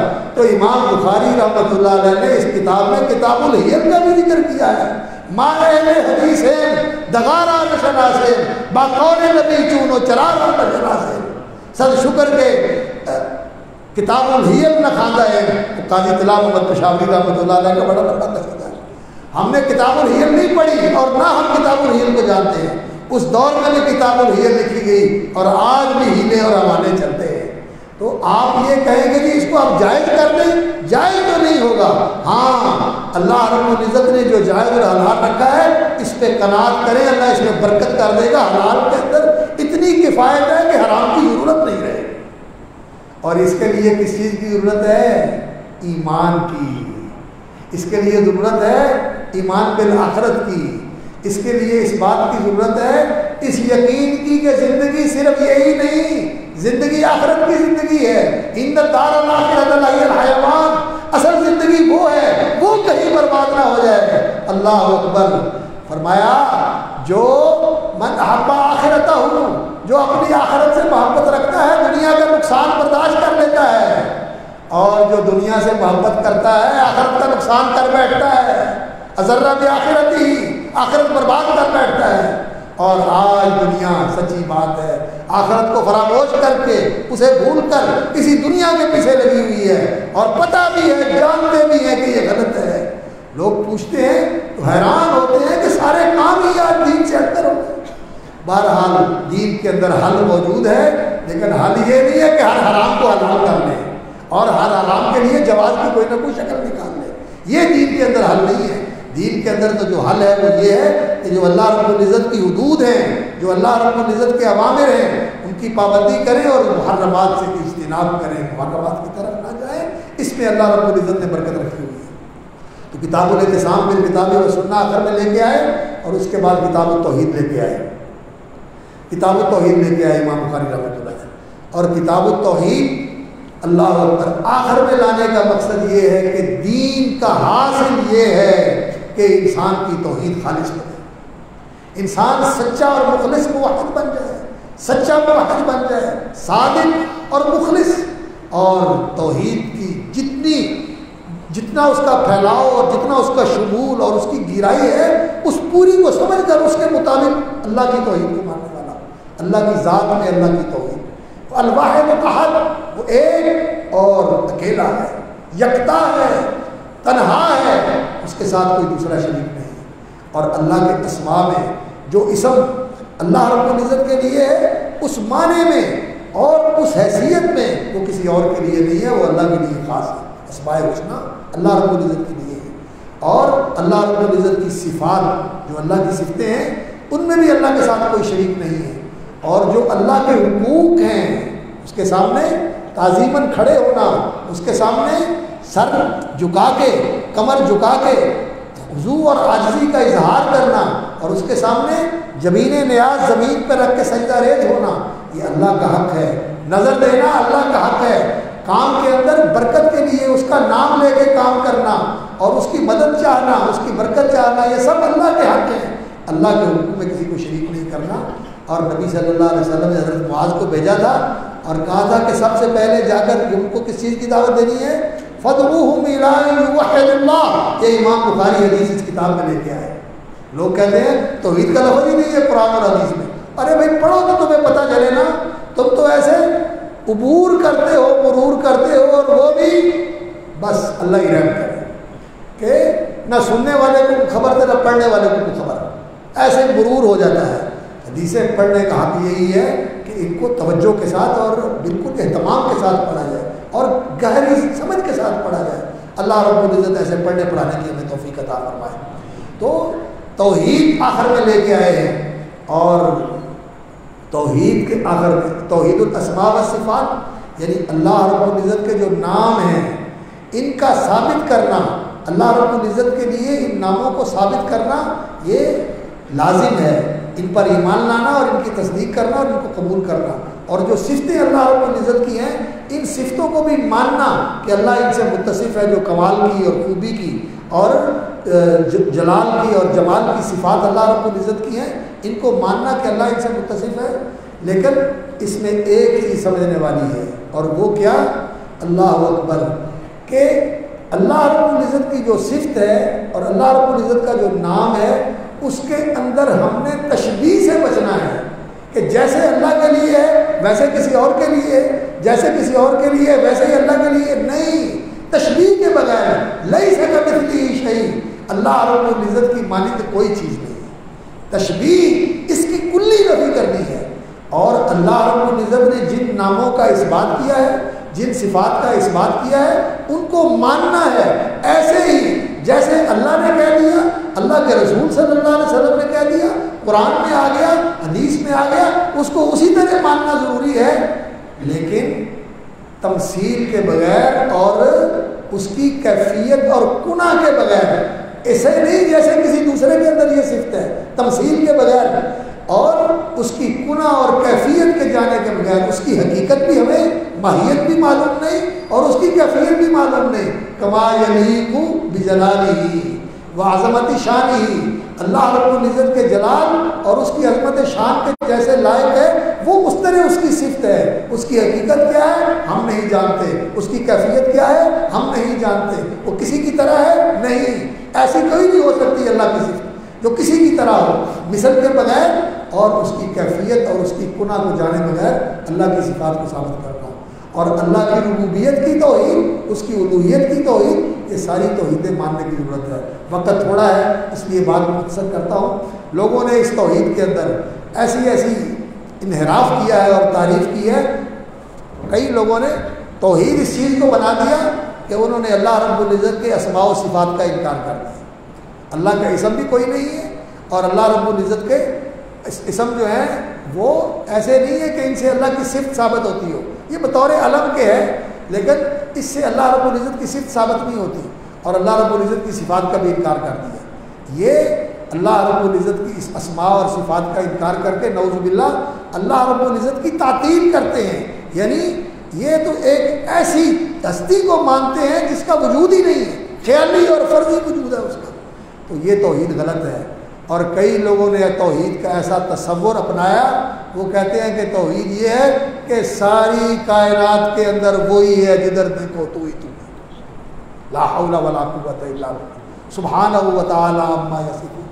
نعوذ باللہ اگر انسان اس پر غور کرے تو یہ کتنی لغو اور کتنی لچر بات ہے کہ ہر چیز میں خدا ہے۔ نعوذ باللہ انسان تصور نہیں کر سکتا، زبان میں نہیں لا سکتا اس کے لوازم کیسے ہیں، لیکن یہ عقیدہ ہے اور کہتے ہیں کہ یہ اصل حقیقت ہے۔ تو یہ جن لوگوں نے یہ توحید کا یہ تصور بنایا یہ بالکل غلط ہے۔ توحید وہ ہے جو قرآن نے بیان کی ہے، توحید وہ ہے جو رسول اللہ صلی اللہ علیہ وسلم نے بیان فرمائی ہے، تو وہ کتاب التوحید والرد علی الجہمیہ والقدریہ، تو امام بخاری رحمۃ اللہ علیہ نے ان لوگوں کی جو توحید کے اندر انحراف کرنے والے تھے ان کی تردید بھی کی ہے اور صحیح توحید بھی بیان فرمائی ہے۔ اور آخر میں امام بخاری رحمۃ اللہ علیہ وزن اعمال کا باب لے کر آئے ہیں، باب قول اللہ تعالی ونضع الموازین القسط لیوم القیامہ وان اعمال بنی آدم وقولہم یوزن۔ میزان کا ذکر فرمایا امام بخاری رحمۃ اللہ علیہ نے، اور اللہ رب العزت نے دین کے لیے میزان نازل فرمائی ہے، نبیوں کے ساتھ بھی لقد ارسلنا رسلنا بالبینات وانزلنا معهم الکتاب والمیزان، نبیوں کے ساتھ اللہ نے انزلنا معهم الکتاب والمیزان، نبی میزان ہوتے تھے، کتاب پر عمل اس طرح کرنا ہے جیسے نبی نے کیا ہے۔ اور سورۃ الشورى میں اللہ تعالیٰ نے نبی صلی اللہ علیہ وسلم کو فرمایا فلذلک فادعوا، اس دین کی آپ اسی طرح دعوت دیں قائم کرنے کی جس طرح پہلے نبیوں نے دی ہے۔ اللہ الذی انزل الکتاب بالحق والمیزان، اللہ الذی انزل الکتاب بالحق والمیزان، اللہ رب العزت نے اس کتاب کو حق کے ساتھ اتارا ہے اور اللہ نے میزان اتاری ہے، اور نبی صلی اللہ علیہ وسلم کی ذات اقدس میزان تھی۔ قرآن پر اس طرح عمل کرنا ہے جس طرح نبی صلی اللہ علیہ وسلم نے کیا ہے، جیسے نبی صلی اللہ علیہ وسلم نے بتایا ہے، جس طرح نبی صلی اللہ علیہ وسلم نے فرمایا اور سکھایا ہے اور صحابہ نے آپ سے سیکھ کر کیا ہے، یہ میزان ہے، اس کے مطابق عمل کرنا ہے۔ اور یہ میزان الحمدللہ آج بھی موجود ہے، یہ میزان آج بھی موجود ہے، اور اس میزان میں جو پورا اترتا ہے اس معیار کے مطابق، کتاب اللہ کے مطابق، سنت رسول اللہ کے مطابق صلی اللہ علیہ وسلم، صحابہ کے طریقے کے مطابق، وہ انشاءاللہ دین ہے اور کل قیامت کے دن اس کا وزن ہے۔ اور جو قرآن کے مطابق نہیں، کسی کی ذہن کی اپج ہے، کسی کا فلسفہ ہے، کسی کی دانش ہے، کسی کی بناوٹ ہے، کسی کی ایجاد ہے، کسی کی اختراع ہے، کسی کی سوچ ہے، کوئی ایسی چیز ہے تو وہ دین نہیں بن سکتی۔ دین وہ ہے اللہ اکبر، العلم قال اللہ قال رسولہ وقال الصحابۃ هم اولو العرفان، مل علم نسبک للخلاف جہالۃ بین الحدیث و بین رأی فلانی. علم قال اللہ اور قال رسول اللہ کا نام ہے، اور قال رسول اللہ کے بعد قال الصحابۃ هم اولو العرفان. یہ دین ہے. تو صحابہ نے جو نبی صلی اللہ علیہ وسلم سے سیکھ کر، سن کر، جان کر، دیکھ کر کیا، وہ دین ہے. اس کے مطابق یہ میزان ہے.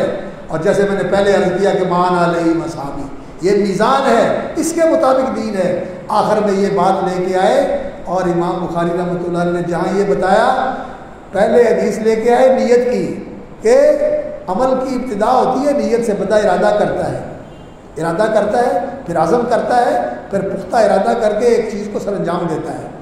عمل سے نیت کی ابتدا، نیت سے عمل کی ابتدا ہوتی ہے، اور اس کا اختتام ہونے والا ہے قیامت والے دن وزن اعمال کے ساتھ. وزن اعمال کے ساتھ اس کا اختتام ہونے والا ہے. تو اب کتاب کا اختتام ہو رہا ہے. وزن اعمال کا ذکر کیا، باب قول اللہ تعالیٰ ونضع الموازین القسط لیوم القیامہ. وزن اعمال کا باب آخر میں لے کے آئے، اور اس کے ساتھ اس چیز کا بھی اشارہ ہے کہ یہ جو کتاب آپ کو دیے جا رہا ہوں یہ بھی میزان ہے انشاءاللہ العزیز دین کے اندر. اس کے مطابق اپنے دین کو پرکھو، دیکھو، جانچو، اس کی چھان بین کرو. اس کے ساتھ ملتا ہے، لگا کھاتا ہے، مطابقت موافقت رکھتا ہے تو ٹھیک ہے. اور اگر بخاری سے سند نہیں ملتی، ہاں یہاں ایک بات میں ضرور عرض کر دوں کہ ساری صحیح حدیثیں بخاری میں نہیں ہیں.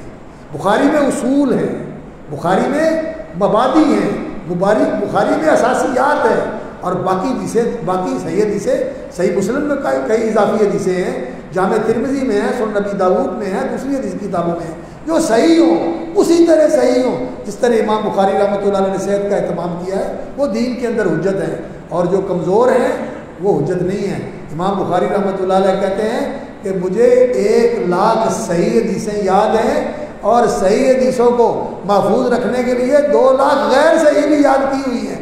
کوئی ایسے آگے نہ کہہ دے کہ یہ بھی حدیث ہے، 2,00,000 غیر صحیح بھی میں نے یاد کی ہوئی ہے. تو جو غیر صحیح ہے وہ دین کے اندر حجت نہیں ہے. اور آپ کو یہ نصابوں کے اندر اور ادھر ادھر کی چیزوں کے اندر یہ جو بہت ساری چیزیں ملتی ہیں، میٹھی میٹھی سنتیں اور پیاری پیاری سنتیں اور یہ سب ایسی چیزیں ہیں جو کمزور ہیں، جن کی کوئی حقیقت نہیں ہے. اصل چیز وہی ہے جو صحیح ہو. دین صحیح کا نام ہے جو اللہ رب العزت کی طرف سے نازل ہوا ہے. قرآن جس کی حقانیت برحق ہے، اور جو اسی طرح ہمارے پاس محفوظ ہے جیسے اللہ نے اتارا تھا، اور نبی صلی اللہ علیہ وسلم کی حدیث جن کی امت کو ضرورت ہے وہ بھی اللہ رب العزت نے محفوظ رکھی ہوئی ہے. یقین جانیے بالکل انسان کے لیے کوئی ابہام نہیں ہے، کیونکہ اللہ کے رسول صلی اللہ علیہ وسلم نے فرمایا تھا میں تمہیں اس راستے پہ روشن اور تابندہ راستے کے اوپر چھوڑ کے جا رہا ہوں جس میں رات اور دن برابر ہے، اندھیرا ہے ہی نہیں، روشنی روشنی. تو امام بخاری رحمۃ اللہ علیہ نے اس کتاب کو بھی میزان قرار دیا ہے. آخر میں باب المیزان لے کے آئے، باب قول اللہ تعالیٰ ونضع الموازین القسط لیوم القیامہ وان اعمال بنی آدم وقولهم یوزن. اللہ اکبر، اللہ کا فرمان ہے ونضع الموازین القسط لیوم القیامہ. امام بخاری رحمۃ اللہ علیہ کے جو یہ تصرفات ہیں اور ان کے جو طرز عمل ہے صحیح بخاری کے اندر، اس میں بڑی باریکیاں ہیں، اتنی لطافتیں ہیں اور اتنی حکمتیں ہیں، اور اس میں اتنی خوبیاں ہیں کہ انسان حیران ہو جاتا ہے. جہاں کوئی آیت لے کے آتے ہیں جامع ترین آیت لے کے آئے. بدء الوحی کے اندر آیت لے کے آئے ہیں سورۃ النساء کی، انا اوحینا الیک کما اوحینا الی نوح والنبیین من بعدہ واوحینا الی ابراہیم واسحاق ویعقوب رسلا مبشرین ومنذرین. وحی کے معاملے میں قرآن مجید کا جامع ترین مقام یہ ہے جو امام بخاری رحمۃ اللہ علیہ نے بدء الوحی کے باب میں ذکر کیا. اور یہاں جو جہاں اس باب کے اندر جو حدیث لے کے آئے یہ وزن اعمال کے اندر سب سے جامع ترین آیت ہے. باب قول اللہ تعالیٰ ونضع الموازین القسط لیوم القیامۃ ونضع الموازین القسط لیوم القیامۃ فلا تظلم نفس شیئا وان کان مثقال حبۃ من خردل اتینا بها وکفی بنا حاسبین. جامع ترین آیت لے کے آئے یہ امام بخاری رحمۃ اللہ علیہ کے بعد. اور پھر اس کے ساتھ لغت کی بات بھی چھیڑ دیتے ہیں، وہ نقطہ بھی بیان کر دیتے ہیں. وقال مجاہد القسطاس والعدل بالرومیہ، میزان جس میں ترازو تولے جائیں گے، اعمال بھی تولے جائیں گے، صحیفے بھی تولے جائیں گے، اور اقوال بھی تولے جائیں گے، اور عمل کرنے والے عاملین عمال بھی تولے جائیں گے. اعمال اور عمال دونوں تولے جائیں گے، اور اعمال کے اندر اقوال بھی آتے ہیں، احوال بھی آتے ہیں، طروق بھی آتے ہیں، افعال بھی آتے ہیں، جتنے ہیں یہ سب افعال ہیں۔ ترک بھی تولا جائے گا کہ اس نے اس حرام کو چھوڑا، اس حرام کو چھوڑا، اس حرام کو چھوڑا، یہ بھی تولا جائے گا۔ اب یہ ساری چیزیں، فعل بھی تولا جائے گا، ترک بھی تولا جائے گا، قول بھی تولا جائے گا، عامل کو بھی تولا جائے گا، اور جس میں لکھا ہوا صحیفے کو بھی تولا جائے گا۔ یہ کیسے ہوگا؟ یہ کیسے اور ویسے اور ایسے اور تیسے یہ میرے تیرے لیے ہے، اللہ کے لیے یہ کچھ نہیں ہے۔ اللہ کا علی کل شیء قدیر، جب اس نے کہہ دیا اللہ اکبر والوزن یومئذ الحق، اس دن وزن پر حق ہے، تو اللہ رب العزت وزن کرے گا، اللہ کرے گا۔ اور جو کافر ہیں لا نقیم لہ یوم القیامت وزنا، اور جو اہل ایمان ہیں من ثقلت موازینہ فاولئک هم المفلحون، اور جن کے نیکیوں کے اعمال تک نیکیوں کے وزن ہلکے ہو گئے اور برائیوں والے بھاری ہو گئے، من خفت موازینہ فاولئک الذین خسروا انفسهم فی جہنم خالدون تلفح وجوہهم النار وهم فیہا کالحون۔ تو اللہ رب العزت نے وزن کرنا ہے۔ اور یہاں یہ بات یاد رکھیں، یہ سورۃ الاعراف کی آیت ہے، والوزن یومئذ الحق، حق کو وزن ملے گا، باطل کو وزن نہیں ملے گا۔ اور حق کیا ہے؟ قال اللہ اور قال رسول اللہ اور قال صحابۃ الرضوان۔ اس لیے اپنے آپ کو اس کے ساتھ جوڑ کے رکھیں۔ اس کے بعد اللہ اکبر، امام بخاری رحمۃ اللہ لے کے آئے ہیں امام مجاہد رحمۃ اللہ علیہ۔ مجاہد ابن جبر حضرت عبداللہ ابن عباس کے شاگرد تھے، ان سے ایک ایک آیت پڑھی اور ایک ایک آیت پر ڈیرے ڈال کے ان سے سمجھتے تھے اور پھر آگے بڑھتے تھے، پھر آگے بڑھتے تھے۔ 2-3 دفعہ ان کے پاس قرآن پڑھا، ان کے علم کے وارث تھے۔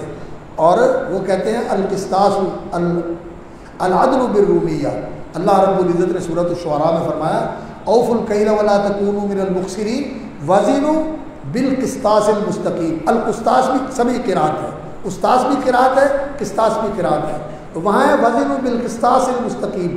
تو امام بخاری نے میزان کا ذکر کیا اور میزان کے ساتھ ونضع الموازین القسط، تو اس کے ساتھ ایک اور لفظ جو قرآن مجید میں آیا ہے جو اس کا ہم معنی ہے، مترادف ہے، میزان کا مترادف ہے، وزنوا بالقسطاس، اس کی بھی وضاحت فرما دی۔ اور امام مجاہد رحمۃ اللہ علیہ کا قول نقل کیا کہ رومی زبان میں قسطاس کا لفظ قرآن میں تو میزان کے معنی میں آیا ہے، لیکن رومی زبان میں یہ عدل کے معنی میں استعمال ہوتا ہے۔ رومی زبان جو ہے اصل میں لاطینی زبان ہے۔ یورپی جتنی زبانیں ہیں نا، ہالینڈ کی، فرانس کی، جرمنی کی، انگلینڈ کی، امریکہ کی اور اسپین کی، اٹلی کی، یونان کی، ان ساری زبانوں کی جو ماں ہے، جیسے بر صغیر کی زبانوں کی ماں سنسکرت ہے، اسی طرح یہ یورپ کی زبانوں کی ماں جو ہے وہ لیٹن ہے، لاطینی زبان ہے، یہ رومی زبان ہے۔ اس دور میں روم ہی سارے علاقے کو کہا جاتا تھا، تو وہ کہتے ہیں کہ یہ قسطاس کا لفظ جو ہے قسطس، جسٹس، یہ رومی زبان میں استعمال ہوتا ہے، انگریزی میں بھی یہ پایا جاتا ہے اور دوسری زبانوں میں بھی اس کے مشتقات موجود ہیں، عدل کے معنی میں استعمال ہی ہوتا ہے۔ لیکن قرآن مجید میں جو قسطاس کا لفظ آیا ہے وہ میزان کے معنی میں آیا ہے۔ تو امام مجاہد رحمۃ اللہ علیہ کے اس قول سے کوئی آدمی یہ نہ سمجھے کہ یہ رومی زبان کا لفظ قرآن میں آ گیا، نہیں، قرآن اللہ نے کس میں اتارا ہے؟ بلسان عربی مبین، یہ عربی زبان میں آیا ہے۔ اور اگر کوئی لفظ ایسا ہے کہ عربی زبان میں بھی استعمال ہوتا ہے، کسی دوسری زبان میں بھی ہے، تو یہ دونوں لغتوں کا توافق اور توارد ہے، یہ دوسری زبان سے قرآن میں نہیں، عربی زبان میں ہے تو قرآن میں آیا ہے، قرآن عربی زبان میں ہے۔ ہاں یہ ہو سکتا ہے کہ عربی زبان سے کسی دوسری زبان میں چلا جائے، اس لیے کہ محقق علماء کا موقف یہ ہے کہ ام الالسنہ، ساری بستیوں کی ماں ام القرآ مکہ ہے اور ساری زبانوں کی ماں ام الالسنہ عربی زبان ہے۔ یہ اسی لیے قرآن کی زبان ہے کہ یہ ساری زبانوں کی ماں ہے، اور اس زبان کے اندر جو وسعت اور اس کے اندر جو گہرائی اور اس کے اندر جو نزاکت اور لطافت اور جو باریکیاں اور لطافتیں ہیں، یہ کسی دوسری زبان کے اندر نہیں ہے۔ جن لوگوں کو بہت ساری زبانوں کے اوپر عبور حاصل ہے، انگریزی کا میں نے مطالعہ کیا ہے، اپنا اردو تفسیر مولانا عبد الماجد دریابادی رحمۃ اللہ علیہ تھے، اور وہ انگریزی کے بھی بہت بڑے عالم تھے۔ مولانا محمد علی جوہر کے زمانے میں ان کا جو اخبار تھا اس میں لکھا کرتے تھے۔ محمد علی جوہر کی انگریزی کا بھی انگریز جو ہے اعتراف کرتے تھے، عبد الماجد دریابادی بھی ان کے ساتھ ہیں، انہوں نے انگریزی میں تفسیر لکھی ہے۔ تو وہ اردو تفسیر میں کئی جگہ ذکر کرتے ہیں کہ یہ لفظ ایسا ہے کہ جس کا ترجمہ کرنے کے لیے انگریزی میں لفظ کوئی نہیں ہے، جیسے تقویٰ ہے، جیسے طہارت ہے، اس طرح کے کئی الفاظ انہوں نے ذکر کیے ہیں۔ تو عربی زبان کے اندر یہ خصوصیت ہے کہ یہ جو معنویت اس کے اندر ہے وہ دوسری زبانوں میں نہیں ہے.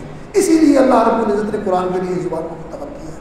وقال مجاہد القسطاس والعدل بالرومیہ ویقال. اب ایک اور اہل علم کی رہنمائی کے لیے امام بخاری رحمۃ اللہ علیہ نے بات کر دی. القسط اور القاسط اور المقسط یہ الفاظ قرآن مجید میں آئے ہیں. قاسط کا معنی اور ہے، مقسط کا معنی اور ہے، قسط کا معنی اور ہے. اب یہ انسان کو التباس ہوتا ہے کہ قاسط ظالم کے معنی میں ہے، مقسط عادل کے معنی میں ہے، قسط عدل کے معنی میں ہے، تو قاسط جور کے معنی میں کیسے بن گیا؟ تو امام بخاری رحمۃ اللہ علیہ نے یہ بتایا کہ القسط مصدر المقسط. قسط کا لفظ جو ہے شہید اللہ انہ لا الہ الا هو والملائکۃ واولو العلم قائما بالقسط، یہ قسط جو ہے یہ مقسط کا مصدر ہے. اور یہ مصدر کیسا ہے؟ بحذف الزوائد، کہ زوائد کو حذف کر کے اس کا مصدر یہ بنا ہوا ہے. اور یہ مقسط جو ہے وہ قسط سے نکلا ہے عدل کے معنی میں. اور باقی رہ گیا القاسط جو قرآن مجید میں سورۃ الجن کے اندر آیا ہے، وَأَمَّا الْقَاسِطُونَ فَكَانُوا لِجَهَنَّمَ حَطَبًا. تو وہ قاسط جو ہے وہ قصد سے ہے، قاف کے فتح کے ساتھ، اور اس کا معنی جور ہوتا ہے. اور عربی زبان کے اندر ایسا جو ہے وہ لطافتیں موجود ہیں کہ زبر زیر سے فرق پڑ جاتا ہے. زیر ہو تو معنی اور، زبر ہو تو معنی اور، قاف ہو تو معنی اور، کاف ہو تو معنی اور. اس لیے عربی زبان پڑھنے کے لیے انسان کو بڑی مہارت کی بھی ضرورت ہوتی ہے، اور بڑے احتیاط اور بہت پوری طرح توجہ کی بھی ضرورت ہوتی ہے. ایسے ہی نہیں لفظ کو پڑھ دینا چاہیے. اور اس کے بعد اپنی سند کے ساتھ حدیث لے کے آئے ہیں. اب وقت کافی لیٹ ہو گیا. اللہ اکبر. حدثنا احمد بن اشکاب. سند شیخ صاحب کی سند کا ذکر کیا حافظ سلیم صاحب کی سند کے ساتھ. تو ان کی سند میں بھی مولانا حاکم الدین رحمۃ اللہ علیہ کے استاد حافظ احمد اللہ صاحب، حاکم علی صاحب، مولانا حاکم علی صاحب رحمۃ اللہ علیہ، ان کے استاد حافظ احمد اللہ صاحب تھے قرشی، جامعہ رحمانیہ والے، وہی تھے نا؟ وہی تھے. تو میری بھی سند جو ہے ان کے ساتھ ملتی ہے، شیخ صاحب کے ساتھ ملتی ہے. ان کے استاد مولانا حاکم علی صاحب تھے، اور میرے استاد مولانا عبدالغفار رحمانی تھے رحمۃ اللہ علیہ. میں نے ان سے اجازت بھی لی ہے، اور ان سے میں نے حدیث پڑھی بھی ہے. اور وہ بھی حافظ احمد اللہ صاحب کے شاگرد تھے، وہ بھی ان کے شاگرد تھے. اور میرے دوسرے استاد جن سے میں نے بخاری پڑھی ہے وہ حافظ عبداللہ صاحب بڈی مالوی رحمۃ اللہ علیہ تھے، میں نے ان سے بخاری پڑھی ہے. اور وہ حافظ گوندلوی رحمۃ اللہ علیہ کے شاگرد تھے. اور حافظ گوندلوی رحمۃ اللہ علیہ، حافظ عبد المنان رحمۃ اللہ علیہ، اور امام عبد الجبار غزنوی کے شاگرد تھے. اور یہ دونوں امام عبد الجبار، عبد المنان غزنوی، یہ دونوں سید نذیر حسین کے شاگرد تھے. حافظ احمد اللہ رحمۃ اللہ علیہ، سید حافظ عبد المنان رحمۃ اللہ علیہ، اور اسی طرح امام عبد الجبار غزنوی، یہ تینوں شاگرد ہیں سید نذیر حسین دہلوی رحمۃ اللہ علیہ. تو ان تینوں کے واسطے سے ہماری سند جو ہے نا سید نذیر حسین دہلوی تک پہنچتی ہے. اور حافظ احمد اللہ صاحب قرشی رحمۃ اللہ علیہ کے استاد جو تھے وہ حسین ابن محسن انصاری بھی تھے، ان سے بھی ان کو اجازت تھی. اور وہ احمد ابن محمد ابن علی امام شوکانی کے بیٹے کے شاگرد تھے. اور امام محمد بن علی شوکانی کے واسطے سے بھی ہماری سند جو ہے وہ امام بخاری تک پہنچتی ہے. ایک سند سے 25 واسطے ہیں امام بخاری تک، اور ایک سند سے 26 واسطے ہیں الحمدللہ. تو ہمارا علم جو ہے وہ باسند علم ہے، ہم بے سندے نہیں ہیں، ہم بے سندے نہیں ہیں. اور یہ جو بے سندے لگے لوگ ہوتے ہیں یہ باتیں بھی بے سند ہی کرتے ہیں، ان کی بات بھی بے سند ہوتی ہے. سند کا معنی ہوتا ہے کہ آپ کا تعلق جڑا ہوا ہے، اور جس کا تعلق جڑا ہوا نہیں، ڈسکنیکٹ ہے، تو وہ تو بے اصل ہے، وہ تو بے پیندے کا لوٹا ہے، ایسے ہی گھومتا رہتا ہے، کبھی ادھر گھوم گیا کبھی ادھر گھوم گیا. تو دین کے اندر سند کی بڑی اہمیت ہے. آپ نے بھی اپنی سند ملائی ہے، لیکن یہاں میں ایک بات عرض کروں گا بیٹا، اللہ اکبر. ایک تو سند یہ علمی سند ہے کہ سند کا واسطہ ذکر کر کے انسان اپنے آپ کو جوڑ لیتا ہے امام بخاری کے ساتھ، اور امام بخاری سے اللہ اکبر اللہ اکبر امام بخاری کے ساتھ جوڑ کر پھر امام بخاری کے استاد تک. پھر امام بخاری کا استاد جو ہے وہ تبع تابعی ہے، تابعی کا تابعی ہے، اور اس سے پھر تابعی کے ساتھ جڑ جاتا ہے، اس سے صحابی کے ساتھ جڑ جاتا ہے، اور اس سے نبی صلی اللہ علیہ وسلم کے ساتھ جڑ جاتا ہے، اور اس سے جبریل کے ساتھ جڑ جاتا ہے، اور اس سے اللہ کے ساتھ جڑ جاتا ہے. یہ بڑی عظیم نسبت ہے، یہ عظیم نسبت ہے، اور یہ عظیم ربط ہے، عظیم اتصال ہے، عظیم تعلق ہے. اللہ رب العزت اس تعلق کی نسبت سے اللہ تعالی ہمیں ان سے جوڑ دے. ان سے جوڑ دیں جو ہمارے اسلاف ہیں، لیکن اس علمی نسبت کے ساتھ ایک عملی نسبت بھی ہے، ہمیں وہ نسبت بھی جوڑنی چاہیے، اور وہ نسبت کیا ہے؟ اللہ اکبر، وہ نسبت ہے عبداللہ بن مسعود کی۔ علماء کہتے ہیں کہ نبی صلی اللہ علیہ وسلم کی زندگی اور نبی صلی اللہ علیہ وسلم کی سیرت اور آپ کا رنگ ڈھنگ اور آپ کا اٹھنا بیٹھنا، چلنا بیٹھنا، لیٹنا، سونا جاگنا، اگر اس کی پوری جھلک دیکھنی ہو کسی کی زندگی میں تو عبداللہ بن مسعود کی زندگی دیکھ لو۔ اشبہ الناس برسول اللہ صلی اللہ علیہ وسلم، اشبہ الناس برسول اللہ صلی اللہ علیہ وسلم فی ہدیہ و دلہ و سمتہ، ہر چیز میں نبی صلی اللہ علیہ وسلم کے موافق، ہر رنگ نبی صلی اللہ علیہ وسلم کے رنگ کے مطابق۔ اور عبداللہ بن مسعود کی جھلک دیکھنی ہو تو ان کے شاگرد علقمہ میں دیکھ لو، اور علقمہ کی جھلک دیکھنی ہو تو ان کے شاگرد ابراہیم بن یزید النخعی میں دیکھ لو، اور ابراہیم کی جھلک دیکھنی ہو تو ان کے شاگرد اللہ اکبر منصور بن المعتمر میں دیکھ لو، اور منصور بن المعتمر کی جھلک دیکھنی ہو تو ان کے شاگرد سفیان ثوری کے اندر دیکھ لو، اور سفیان ثوری کی جھلک اگر دیکھنی ہو تو ان کے شاگرد وکیع بن جراح کے اندر دیکھ لو، اور وکیع بن جراح کی جھلک دیکھنی ہو تو احمد بن حنبل کے اندر دیکھ لو، اور احمد بن حنبل کی جھلک امام بخاری میں بھی تھی اور امام ابو داؤد میں بھی تھی۔ یہ ہماری سند بھی ہماری قائم رہنی چاہیے، اپنے اساتذہ کی زندگیوں کا مطالعہ کر کے ان کے مطابق اپنی زندگی کو بنانے کی کوشش کرنی چاہیے، اور خاص طور پر سلف کی زندگیوں کا مطالعہ کریں۔ سلف کی جو ائمہ سلف ہیں، امام بخاری کی سیرت کا تو بہت مطالعہ کرنا چاہیے۔ سیرت البخاری تو آپ نے پڑھی ہوگی، اگر نہیں پڑھی تو اس کو پڑھیں، اور اس کو پڑھنے کے بعد پھر بخاری کو پڑھیں، انشاءاللہ العزیز پھر بخاری کے راز کھلتے ہیں۔ اسی طرح حدیث الساری جو ہے، یہ حدث ساری فتح الباری کا مقدمہ ہے، یہ بھی پڑھنے کے بعد ہی انسان کو صحیح بخاری سمجھ آتی ہے۔ اللہ رب العزت صحیح بخاری کی سمجھ عطا فرمائے۔ تو امام بخاری رحمۃ اللہ علیہ نے اپنی سند ذکر کی، اور اہل حدیث جو بات کرتے ہیں سند کے ساتھ کرتے ہیں، یہ بے سند بات نہیں کرتے۔ تو امام بخاری رحمۃ اللہ علیہ نے اپنی سند ذکر فرمائی، حدثنا احمد بن اشکاب، اشکاب دونوں طرح صحیح ہے، منصرف اور غیر منصرف دونوں طرح پڑھا گیا ہے۔ یہ امام بخاری کے استاد تھے، اصلاً کوفے کے رہنے والے تھے، اور بعد میں یہ چلے گئے تھے مصر، اور وہی امام بخاری رحمۃ اللہ علیہ کی ان سے ملاقات ہوئی 217 کے اندر، اور وہیں ان کا انتقال ہوا۔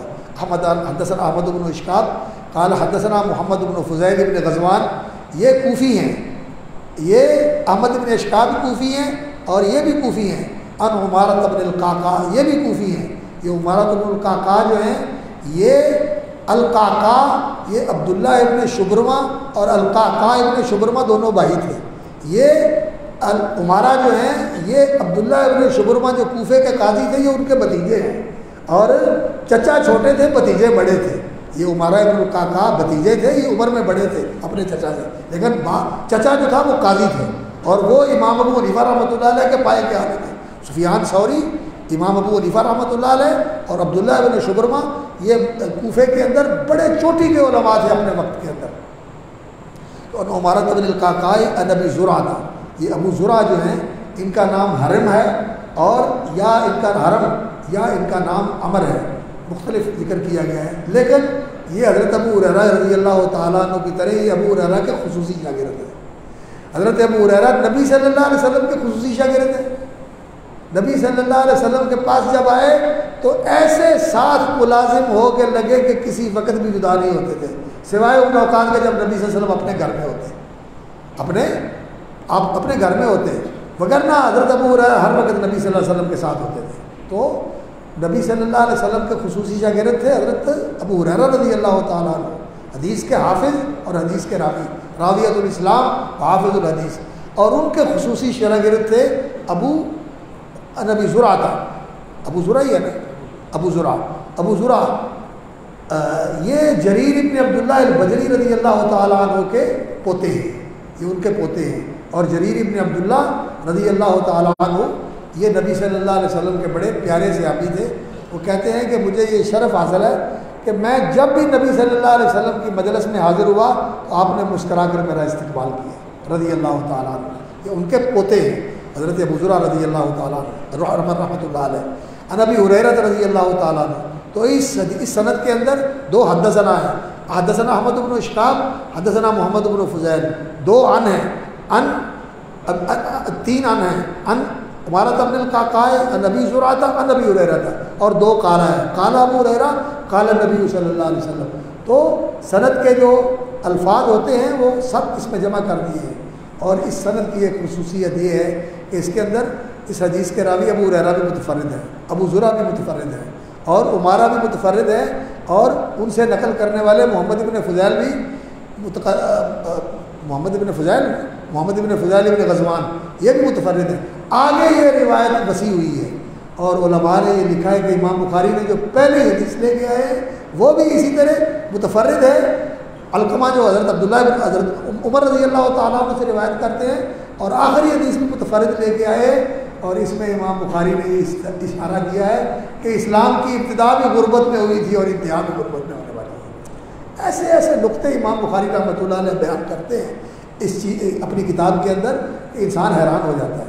اور قال النبی صلی اللہ علیہ وسلم کلمتان حبیبتان الی الرحمن خفیفتان علی اللسان ثقیلتان فی المیزان سبحان اللہ و بحمدہ سبحان اللہ العظیم. یہ حدیث ہے، اور یہ حدیث امام بخاری رحمۃ اللہ علیہ کتاب الدعوات میں بھی لے کے آئے ہیں، اور کتاب الایمان والنذور میں بھی لے کر آئے ہیں. صحیح مسلم میں بھی یہ حدیث آئی ہے، اور بھی حدیث کی کتابوں میں یہ حدیث ہے، مشہور حدیث ہے. یہ نبی صلی اللہ علیہ وسلم نے فرمایا قال النبی صلی اللہ علیہ وسلم کلمتان حبیبتان الی الرحمن خفیفتان علی اللسان ثقیلتان فی المیزان سبحان اللہ و بحمدہ سبحان اللہ العظیم. کلمتان، بعض علماء کہتے ہیں یہ خبر مقدم ہے، اور بعض کا خیال ہے کہ یہ مبتدا ہے، اور اپنی صفات کی وجہ سے یہ مخصوص ہو گیا ہے، اس کو خصوصیت حاصل ہو گئی ہے، اور اس کی وجہ سے اس کے ساتھ ابتدا کرنی جائز ہے. اور خبر جو ہے وہ سبحان اللہ و بحمدہ سبحان اللہ العظیم ہے، وہ اس کی خبر ہے. دونوں طرح ترکیب اس کی جا سکتی ہے، ناوی ترکیب. اور اس عبارت کے اندر بڑی خوبصورتی ہے. کلمتان حبیبتان الی الرحمن، کلمتان حبیبتان الی الرحمن. دیکھو نا اس میں سجا ہے، اس میں توازن ہے، اس میں ایک آہنگ ہے، یہ خوبصورتی ہے رسول اکرم صلی اللہ علیہ وسلم کے ان کلمات کی. اور پھر خفیفتان علی اللسان، خفیفتان علی اللسان ثقیلتان فی المیزان. یہ جو سجا ہے اس کے اندر یہ بے تکلف سجا ہے، اس میں کوئی بناوٹ نہیں ہے. کلمتان حبیبتان الی الرحمن خفیفتان علی اللسان ثقیلتان فی المیزان. ایک لے، ایک ردم ہے، ایک آہنگ ہے، یہ خوبصورتی ہے کلام کی. اور نبی صلی اللہ علیہ وسلم نے فرمایا یہ کہ حبیبتان الی الرحمن، یہ اللہ کو بہت زیادہ محبوب ہے. حبیبہ بمعنی محبوبہ، محبوبتان الی الرحمن، اللہ محبت بھی کرتے ہیں، یہ اللہ کی صفت ہے. اللہ محبت کرتے ہیں، یہ اللہ کی صفت ہے، لیکن ہماری طرح نہیں. اللہ کی محبت ایسے جیسے اس کی شان کے شایع ہے، جیسے اس کی ذات بے مثال ہے، اس کی محبت بھی بے مثال ہے. الرحمن، اللہ تعالیٰ رحم فرماتے ہیں، اللہ کا یہ ذاتی نام ہے الرحمن. اور رحیم یہ اللہ کا فعلی نام ہے. رحمان اپنی ذات میں رحمت والا ہے، اور الرحیم اپنے بندوں پہ رحمت کرنے والا ہے. وَكَانَ بِالْمُؤْمِنِينَ رَحِيمًا. تو رحیم اس کی فعلی صفت ہے اور رحمان اس کی ذاتی صفت ہے. اس لیے قُلِ ادْعُوا اللَّهَ وَادْعُوا الرَّحْمَٰنَ، اللہ بھی اللہ کا ذاتی نام ہے جل جلالہ، اور الرحمن بھی اس کا ذاتی نام ہے. قُلِ ادْعُوا اللَّهَ وَادْعُوا الرَّحْمَٰنَ حبیبتان الی الرحمن. یہ دو بول حبیبتان الی الرحمن اللہ کو بہت محبوب ہیں. خفیفتان علی اللسان، زبان پر ادا کرنے میں ہلکے ہیں، یعنی آسان ہیں. یہ خفیفہ سہل کے لیے مستعار ہے، سہل کے معنی میں استعمال ہوتا ہے. جیسے کوئی ہلکی چیز اٹھانی آسان ہوتی ہے، اسی طرح یہ کلمات سبحان اللہ و بحمدہ، آپ کہیں نا سارے سبحان اللہ و بحمدہ سبحان اللہ العظیم. مشکل ہے کوئی؟ سب نے آسانی سے کہہ لیا، کہنے میں آسان ہے. خفیفتان علی اللسان، لیکن وزن میں کتنے بھاری ہیں؟ اللہ اکبر. ثقیلتان فی المیزان، ثقیلتان بہت بھاری بھرکم ہے. فی المیزان وزن اعمال کے ترازو میں، وزن اعمال کا ترازو جو اتنا بڑا ہے کہ یہ زمین و آسمان بھی اس میں رکھ دیے جائے تو وہ اس سے بھی بڑا ہے. جب وہ بنایا اللہ رب العزت نے تو فرشتوں نے پوچھا یا اللہ اس میں تلے گا کیا؟ تو فرمایا میرے بندے ہیں ان کے اعمال تلے گئے. اللہ اکبر. تو فرشتوں نے کہا ما بدنا کا حق کا عبادت کا، ہم تیری عبادت کا حق ادا نہیں کر سکے۔ وہ تیرے بندے ہوں گے جو اتنے بڑے اعمال کریں گے۔ یہ اعمال اتنے بڑے کس سے ہوں گے؟ اللہ کی رحمت سے، اللہ رب العزت کی کرم فرمائی سے، کہ اللہ رب العزت نیکی کو بڑھاتا ہے۔ ایک نیکی کی 10 بناتا ہے، 10 کی 70 بناتا ہے، 70 کی 700 بناتا ہے، 700 کی 70,000 بناتا ہے، 70,000 کی بے شمار بناتا ہے۔ اتنی بناتا ہے کہ گنتیاں ختم ہو جاتی ہیں۔ اللہ اکبر! یہ اللہ کے فضل سے ان کا وزن بڑھے گا۔ جیسا حدیث میں آتا ہے کہ اللہ رب العزت کے لیے بندہ صدقہ کرتا ہے، ایک کھجور صدقہ کرتا ہے، اللہ اسے لے لیتے ہیں، پھر اللہ اس کو پالتے ہیں، پھر اس کو بڑھاتے ہیں۔ فرمایا جس طرح تم اپنے گھوڑے کو یا اپنے گھر کے جانور کو، اونٹنی کے بچے کو یا بھینس کے بچے کو یا گائے کے بچے کو جس طرح تم بڑے پیار سے پالتے ہو، اللہ اس کھجور کو پالتے ہیں۔ یہ ایک کھجور جو ہے وہ پہاڑ جتنی بن جاتی ہے، کھجور وہ پہاڑ جتنی بن جاتی ہے۔ تو اللہ کی رحمت سے وزن بڑھ جاتا ہے اعمال کا۔ تو یہ ان اعمال ان کلمات کے اندر وزن بہت زیادہ ہے، جیسا کہ نبی صلی اللہ علیہ وسلم نے فرمایا۔ آپ صلی اللہ علیہ وسلم نے فرمایا، حضرت ابو مالک اشعری رضی اللہ تعالیٰ عنہ کی حدیث ہے، الطہور شطر الایمان والحمدللہ تملأ المیزان۔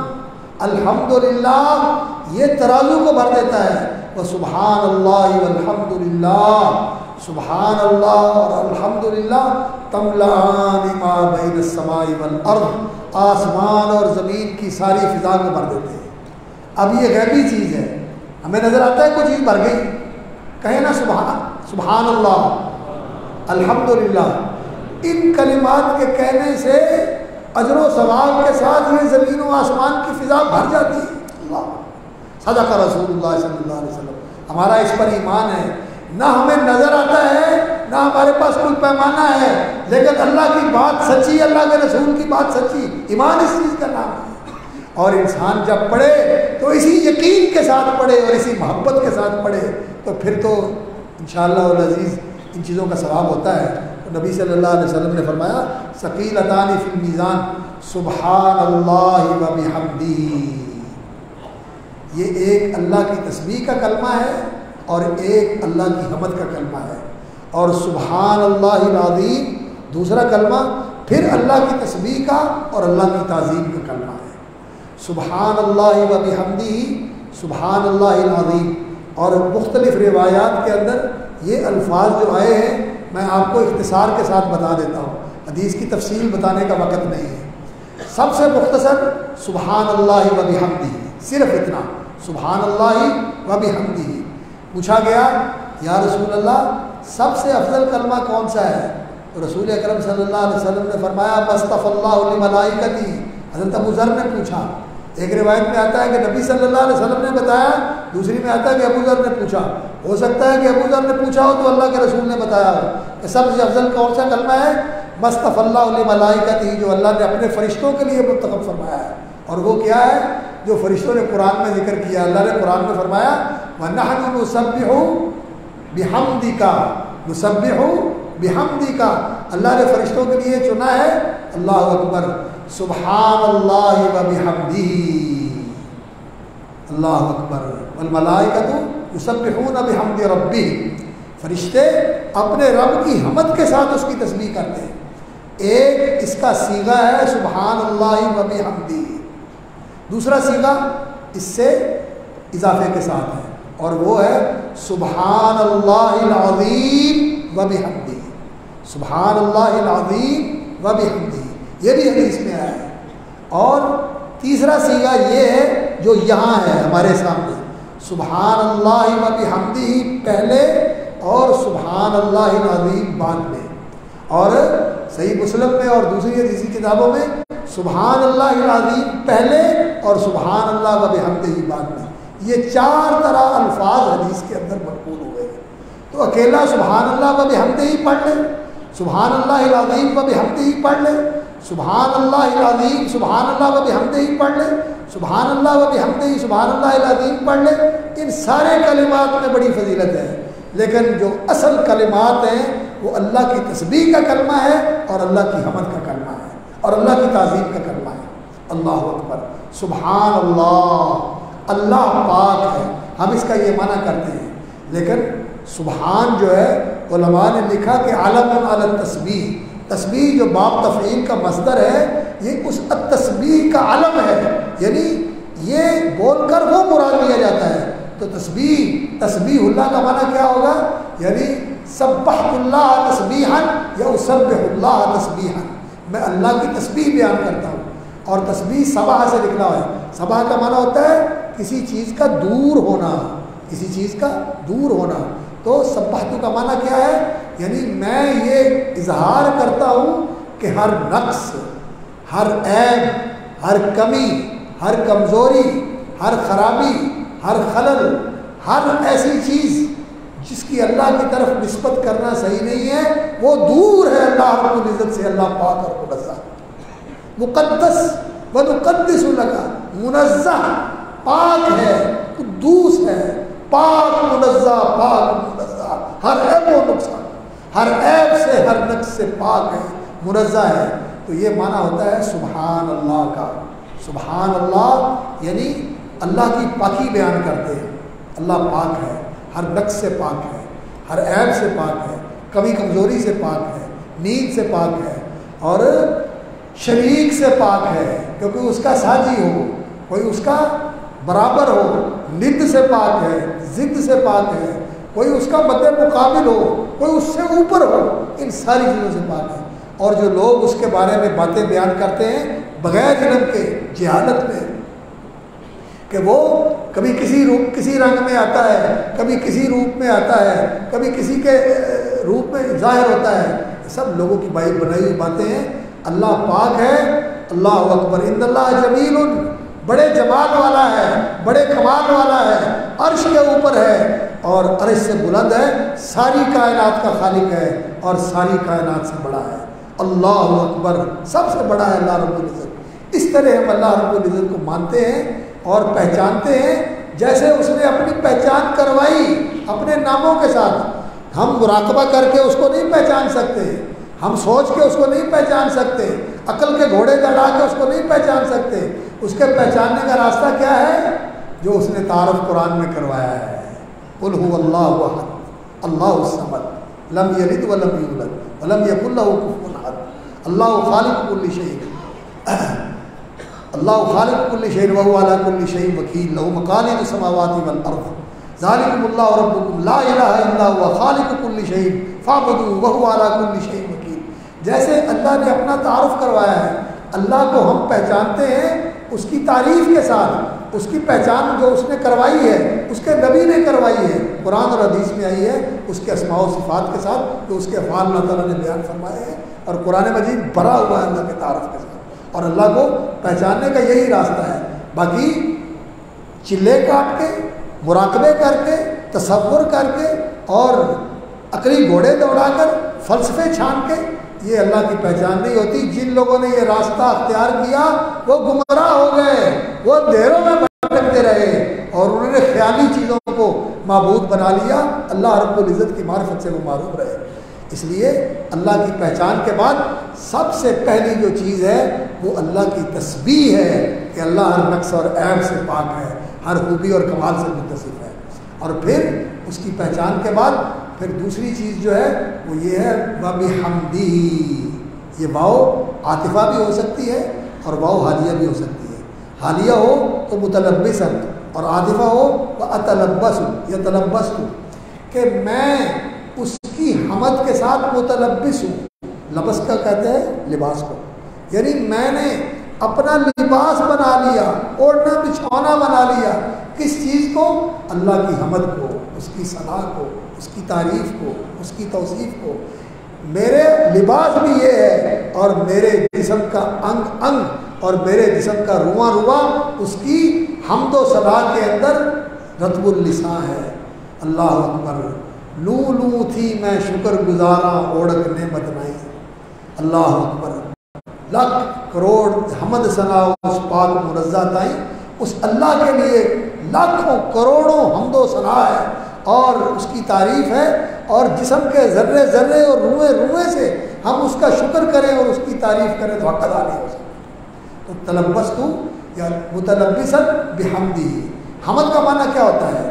اللہ کی تعریف کرنا، شکر اور مدح اور حمد، وہ ساری باتیں جو آپ نے علمی طور پر سنی پڑھی ہوئی ہیں ان کو میں چھوڑتا ہوں، اس لیے کہ ہمارے جو احباب ہیں یہ بہت ساری چیزیں ان کے لیے گرانی طبع کا باعث بنتی ہیں کہ یہ کیا باتیں کر رہے ہیں۔ حضرت حافظ صاحب رحمۃ اللہ علیہ درس دیا کرتے تھے، حافظ نندوی رحمۃ اللہ علیہ، تو اکثر علمی باتیں ہوا کرتی تھیں۔ تو ایک شاگرد ان کے کہنے لگے، حافظ صاحب آپ جو باتیں کرتے ہیں لوگوں کو سمجھ نہیں آتی، کہتے میں علماء کے لیے کرتا ہوں، ان کے لیے تھوڑی کرتا ہوں۔ رحمہ اللہ و غفر اللہ، اللہ اکبر۔ تو میں اس لیے آپ کا لحاظ کرتے ہوئے، بزم میں اہل نظر بھی ہیں، تماشائی بھی ہیں، تو اہل نظر کے لیے جو باتیں ہیں وہ تو ماشاءاللہ شیخ الحدیث صاحب نے آپ کو بتائی ہیں۔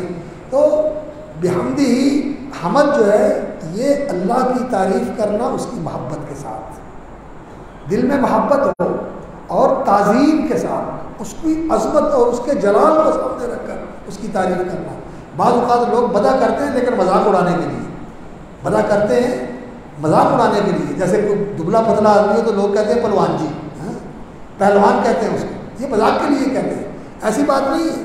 اللہ رب العزت کی جو حمد ہے یہ محبت کے ساتھ ہوتی ہے اور تعظیم کے ساتھ ہوتی ہے، اور اللہ کی حمد ہوتی ہے اس کی ثبوتی صفات کے ساتھ کہ اللہ رب العزت عظمت والا ہے، جلال والا ہے، جبروت والا ہے، کمال والا ہے، حسن والا ہے، خوبی والا ہے، جمال والا ہے۔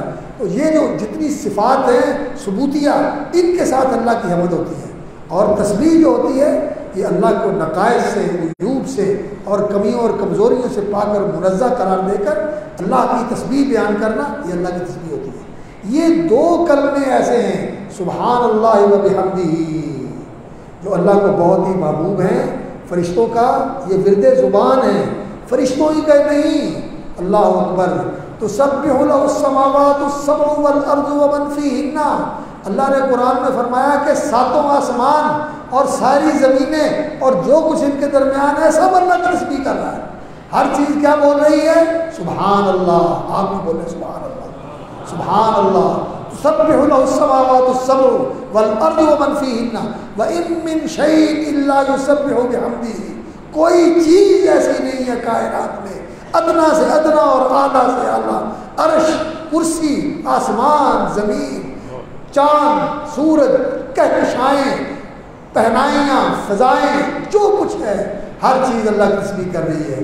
چونٹیاں بھی اور مکھیاں بھی اور مچھر بھی اور ویل مچھلیاں بھی اور شارک مچھلیاں بھی اور بہت بڑے بڑے جانور بھی اور پانی کے قطرے بھی اور زمین کے ذرے بھی، ہر چیز اللہ کی تسبیح کر رہی ہے۔ یہ قرآن کے الفاظ ہیں، وَإِن مِّن شَيْءٍ إِلَّا يُسَبِّحُ بِحَمْدِهِ۔ اس کائنات میں جو اتنی وسیع کائنات ہے، اے انسان تو اس کا حصہ ہے، تجھے اس کائنات کے ساتھ ہم آہنگ ہونا چاہیے، تیری زبان میں بھی یہ ذکر ہونا چاہیے سبحان اللہ و بحمدہ۔ تجھے بھی ہر وقت اللہ کی تسبیح کے ساتھ اللہ کی حمد کرتے رہنا چاہیے۔ اور پھر یہ ایسا رزق، پھر یہ ایسا کلمہ ہے کہ اللہ راضی ہوتا ہے، اور یہ بہت بھاری ہے۔ جیسے میں نے آپ کو حدیث سنائی کہ الحمدللہ تملأ المیزان و سبحان اللہ والحمدللہ تملأان ما بین السماء والارض۔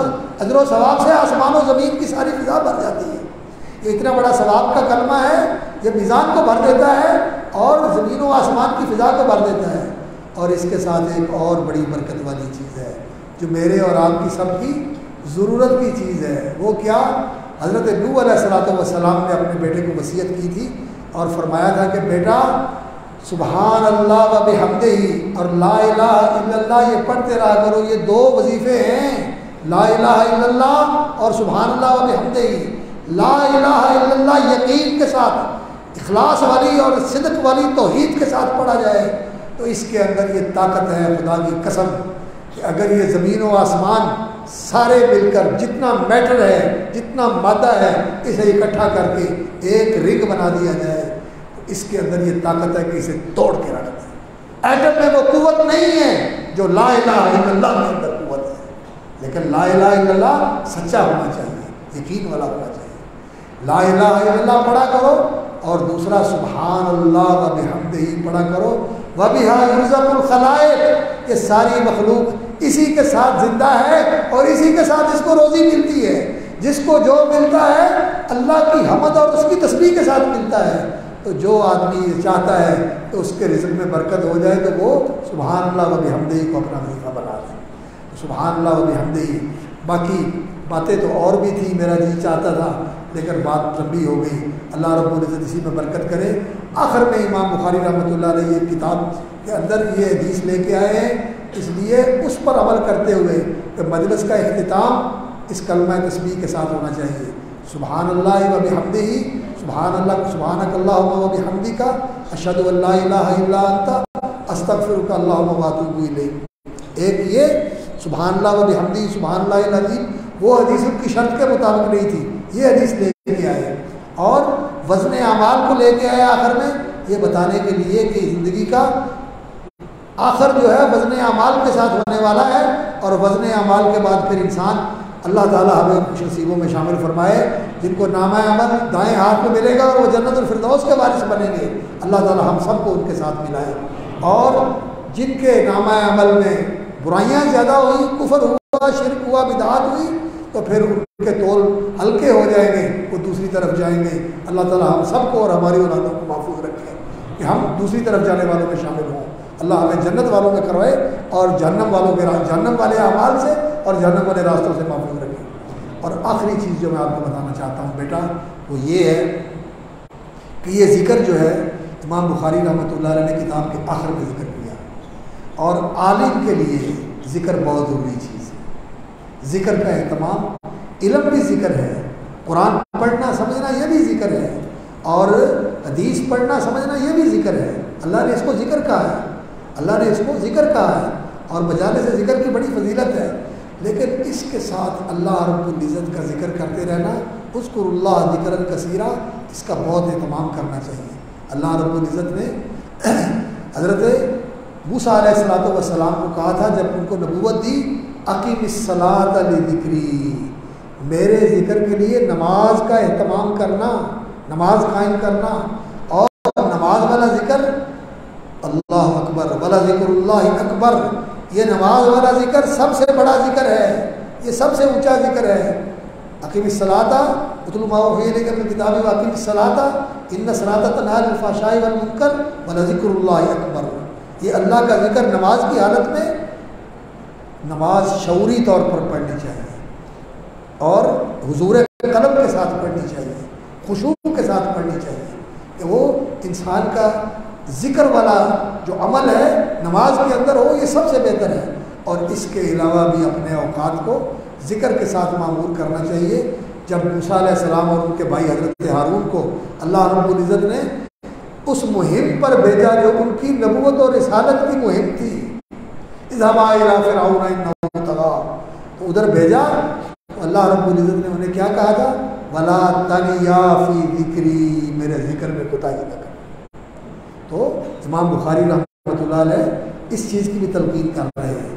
اور دوسری چیز یہ میں عرض کروں گا کہ علم کے اندر ازدیاد، اضافہ، ترقی، پیش قدمی اور برکت، اس کے لیے کوشش کرتے رہیں. کتابوں کا مطالعہ کریں اور تعلیم دینے کی کوشش کریں، دعوت بھی دیں، تعلیم بھی دیں اور مطالعہ بھی کریں، اور اس علم کے اوپر استقامت اختیار کریں، اس کے ساتھ جڑے رہیں، اس کو چھوڑے نہ. انشاءاللہ العزیز اللہ رب العزت آپ کو بڑا اونچا درجہ دے گا. یرفع اللہ الذین آمنوا منکم والذین اوتوا العلم درجات. اللہ تعالیٰ اہل ایمان کو درجے دیتا ہے اور اہل ایمان میں اللہ تعالیٰ اہل علم کو درجے دیتا ہے. اور یہاں میں ایک بات اپنے ان احباب کے سامنے بھی عرض کرنا چاہتا ہوں جو تشریف لائے ہیں، علم اور علماء کی محبت سے، محبت کا اظہار کرتے ہوئے اور دین والوں سے محبت کا اظہار کرتے ہوئے کہ نبی صلی اللہ علیہ وسلم کا فرمان ہے، لیس منا من لم یعرف لعالمنا، جو ہمارے عالم کا مقام اور مرتبہ اور حق نہیں پہچانتا اس کا ہمارے ساتھ کیا واسطہ. اور یقین جانیے علم علماء کے ساتھ ہوتا ہے.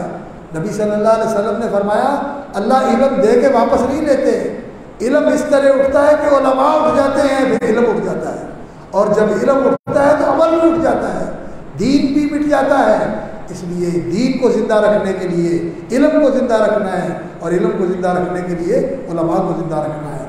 اس لیے یہ دینی ادارے جو علم کی آبیاری کر رہے ہیں، اس علم کی حفاظت فرما رہے ہیں، ان کا پشتی بان بننا چاہیے، ان کا دست و بازو بننا چاہیے، ان کا معاون اور مددگار بننا چاہیے، ان کی ضروریات کو اپنی ضروریات پہ ترجیح دینی چاہیے، ان کو اپنی ضروریات پہ ترجیح دینی چاہیے، اس لیے کہ دین، امام احمد رحمۃ اللہ علیہ فرماتے ہیں کہ روٹی کپڑے مکان سے دین زیادہ ضروری ہے۔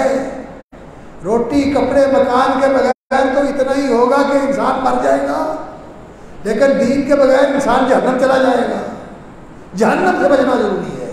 اس لیے ان علماء کے ساتھ جڑے رہیں، ان کی عزت و توقیر بھی کریں اور ان کی ضروریات کا لحاظ بھی کریں، اور ان کو دین کے لیے متفرق کریں کہ یہ فراغت کے ساتھ، جیسے امام عبداللہ بن مبارک رحمۃ اللہ علیہ کرتے کہتے تھے میں تجارت کرتا ہوں اس لیے کہ سفیان ثوری، اس لیے کہ سفیان ابن عیینہ، اس لیے کہ ان کے دور کے امام اوزاعی، یہ جو علماء تھے یہ دین کے کام کے لیے فارغ ہو کے دین کا کام کرتے رہے، اور آپ ان کے لیے خرچ کریں گے تو نبی صلی اللہ علیہ وسلم نے قسم کھا کر فرمایا ہے کہ مال صدقے سے کم نہیں ہوتا، اور اللہ رب العزت نے قرآن میں اس کی یقین دہانی فرمائی ہے، وَمَا أَنفَقْتُم مِّن شَيْءٍ فَهُوَ يُخْلِفُهُ، اور یہ المہد السلفی، مجھے پہلے بھی یہاں آنے کا شرف حاصل ہوا ہے، لیکن سچی بات ہے آج تو ماشاءاللہ میں آیا ہوں، میرا دل باغ باغ ہو گیا کہ یہ سندھ کی سرزمین میں المہد السلفی کی تعلیم و تربیہ ہے، کہ یہ تعلیم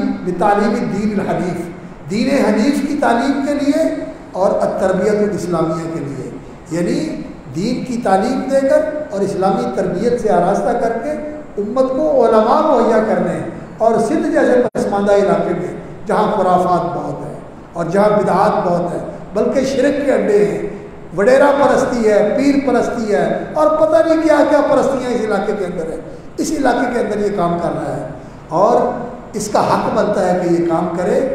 یہ سندھ کی سرزمین باب الاسلام ہے، اس سے اس بر صغیر کے اندر اسلام آیا تھا، اس کو باب الاسلام ہونے کا شرف حاصل ہے، اور اس کی تاریخ یہ بتاتی ہے کہ اس میں ہر دور کے اندر عاملین بالحدیث بھی رہے ہیں، عاملین بالحدیث بھی رہے ہیں، اور یہ حضرت شیخ بدیع الدین رحمۃ اللہ علیہ نور اللہ مرقدہ وعلی درجاتہ فی جنات الفردوس، یہ ان کی آرزوؤں اور تمناؤں کا ثمر ہے، اور ہمارے شیخ اور ہمارے بھائی حضرت مولانا اللہ ناصر رحمانی حافظ اللہ کی جہود مبارکہ کا یہ ماشاءاللہ ثمر ہے، اور اس کا یہ مظہر ہے۔ اللہ ان کی زندگی میں برکت کرے، اور ان کے ساتھیوں کو بھی جزائے خیر دے جنہوں نے ماشاءاللہ اس کو یہاں تک پہنچایا ہے، اور اللہ تعالیٰ ان بیٹوں کو بھی اس دین کا عالم اور اس کا خادم بنائے اور دین کا داعی بنائے، اور اللہ رب العزت ان کو دین پہ استقامت نصیب فرمائے۔ ان کے والدین کو بھی ہم مبارکباد پیش کرتے ہیں، اور ان کو بھی کہ اللہ رب العزت نے ایک مرحلہ تمہارا مکمل کر دیا ہے، اگلے مرحلے بھی اللہ تعالیٰ تمہارے لیے آسان بنائے اور مبارک بنائے۔ اور میں اس ادارے کے جتنے بھی اساتذہ ہیں ان کے لیے بھی ہدیہ تبریک پیش کرتا ہوں کہ ماشاءاللہ وہ جو خدمات سر انجام دے رہے ہیں یہ بہت ہی قابل قدر اور لائق تحسین ہے۔ وعند اللہ فی ذاک الجزاء تقبل اللہ منا ومنکم صالح الاعمال۔ اور آخر میں میں شکریہ ادا کرتا ہوں شیخ صاحب کا کہ یہ ان کی اپنے بھائی کے ساتھ محبت ہے۔ میں سچی بات ہے شیخ کو اپنا شیخ سمجھتا ہوں، اور میں نے ان کو عرض کیا تھا کہ مجھے شیخ صاحب کی زیارت ہوئی تھی پیر بدیع الدین شاہ صاحب رحمۃ اللہ علیہ، اور میں حدیث کا اپنا رجال کا مطالعہ کر رہا سیر و علام نبلا کا، ان کی زیارت ہوئی تو انہوں نے کہا کہ عبداللہ ناصر کو پکڑ لو۔ اللہ اکبر اللہ اکبر۔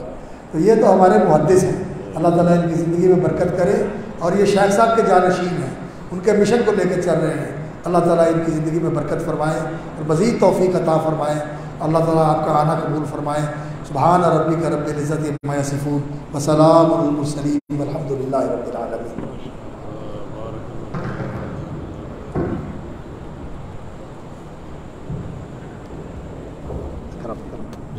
خیر شیخ بارک اللہ۔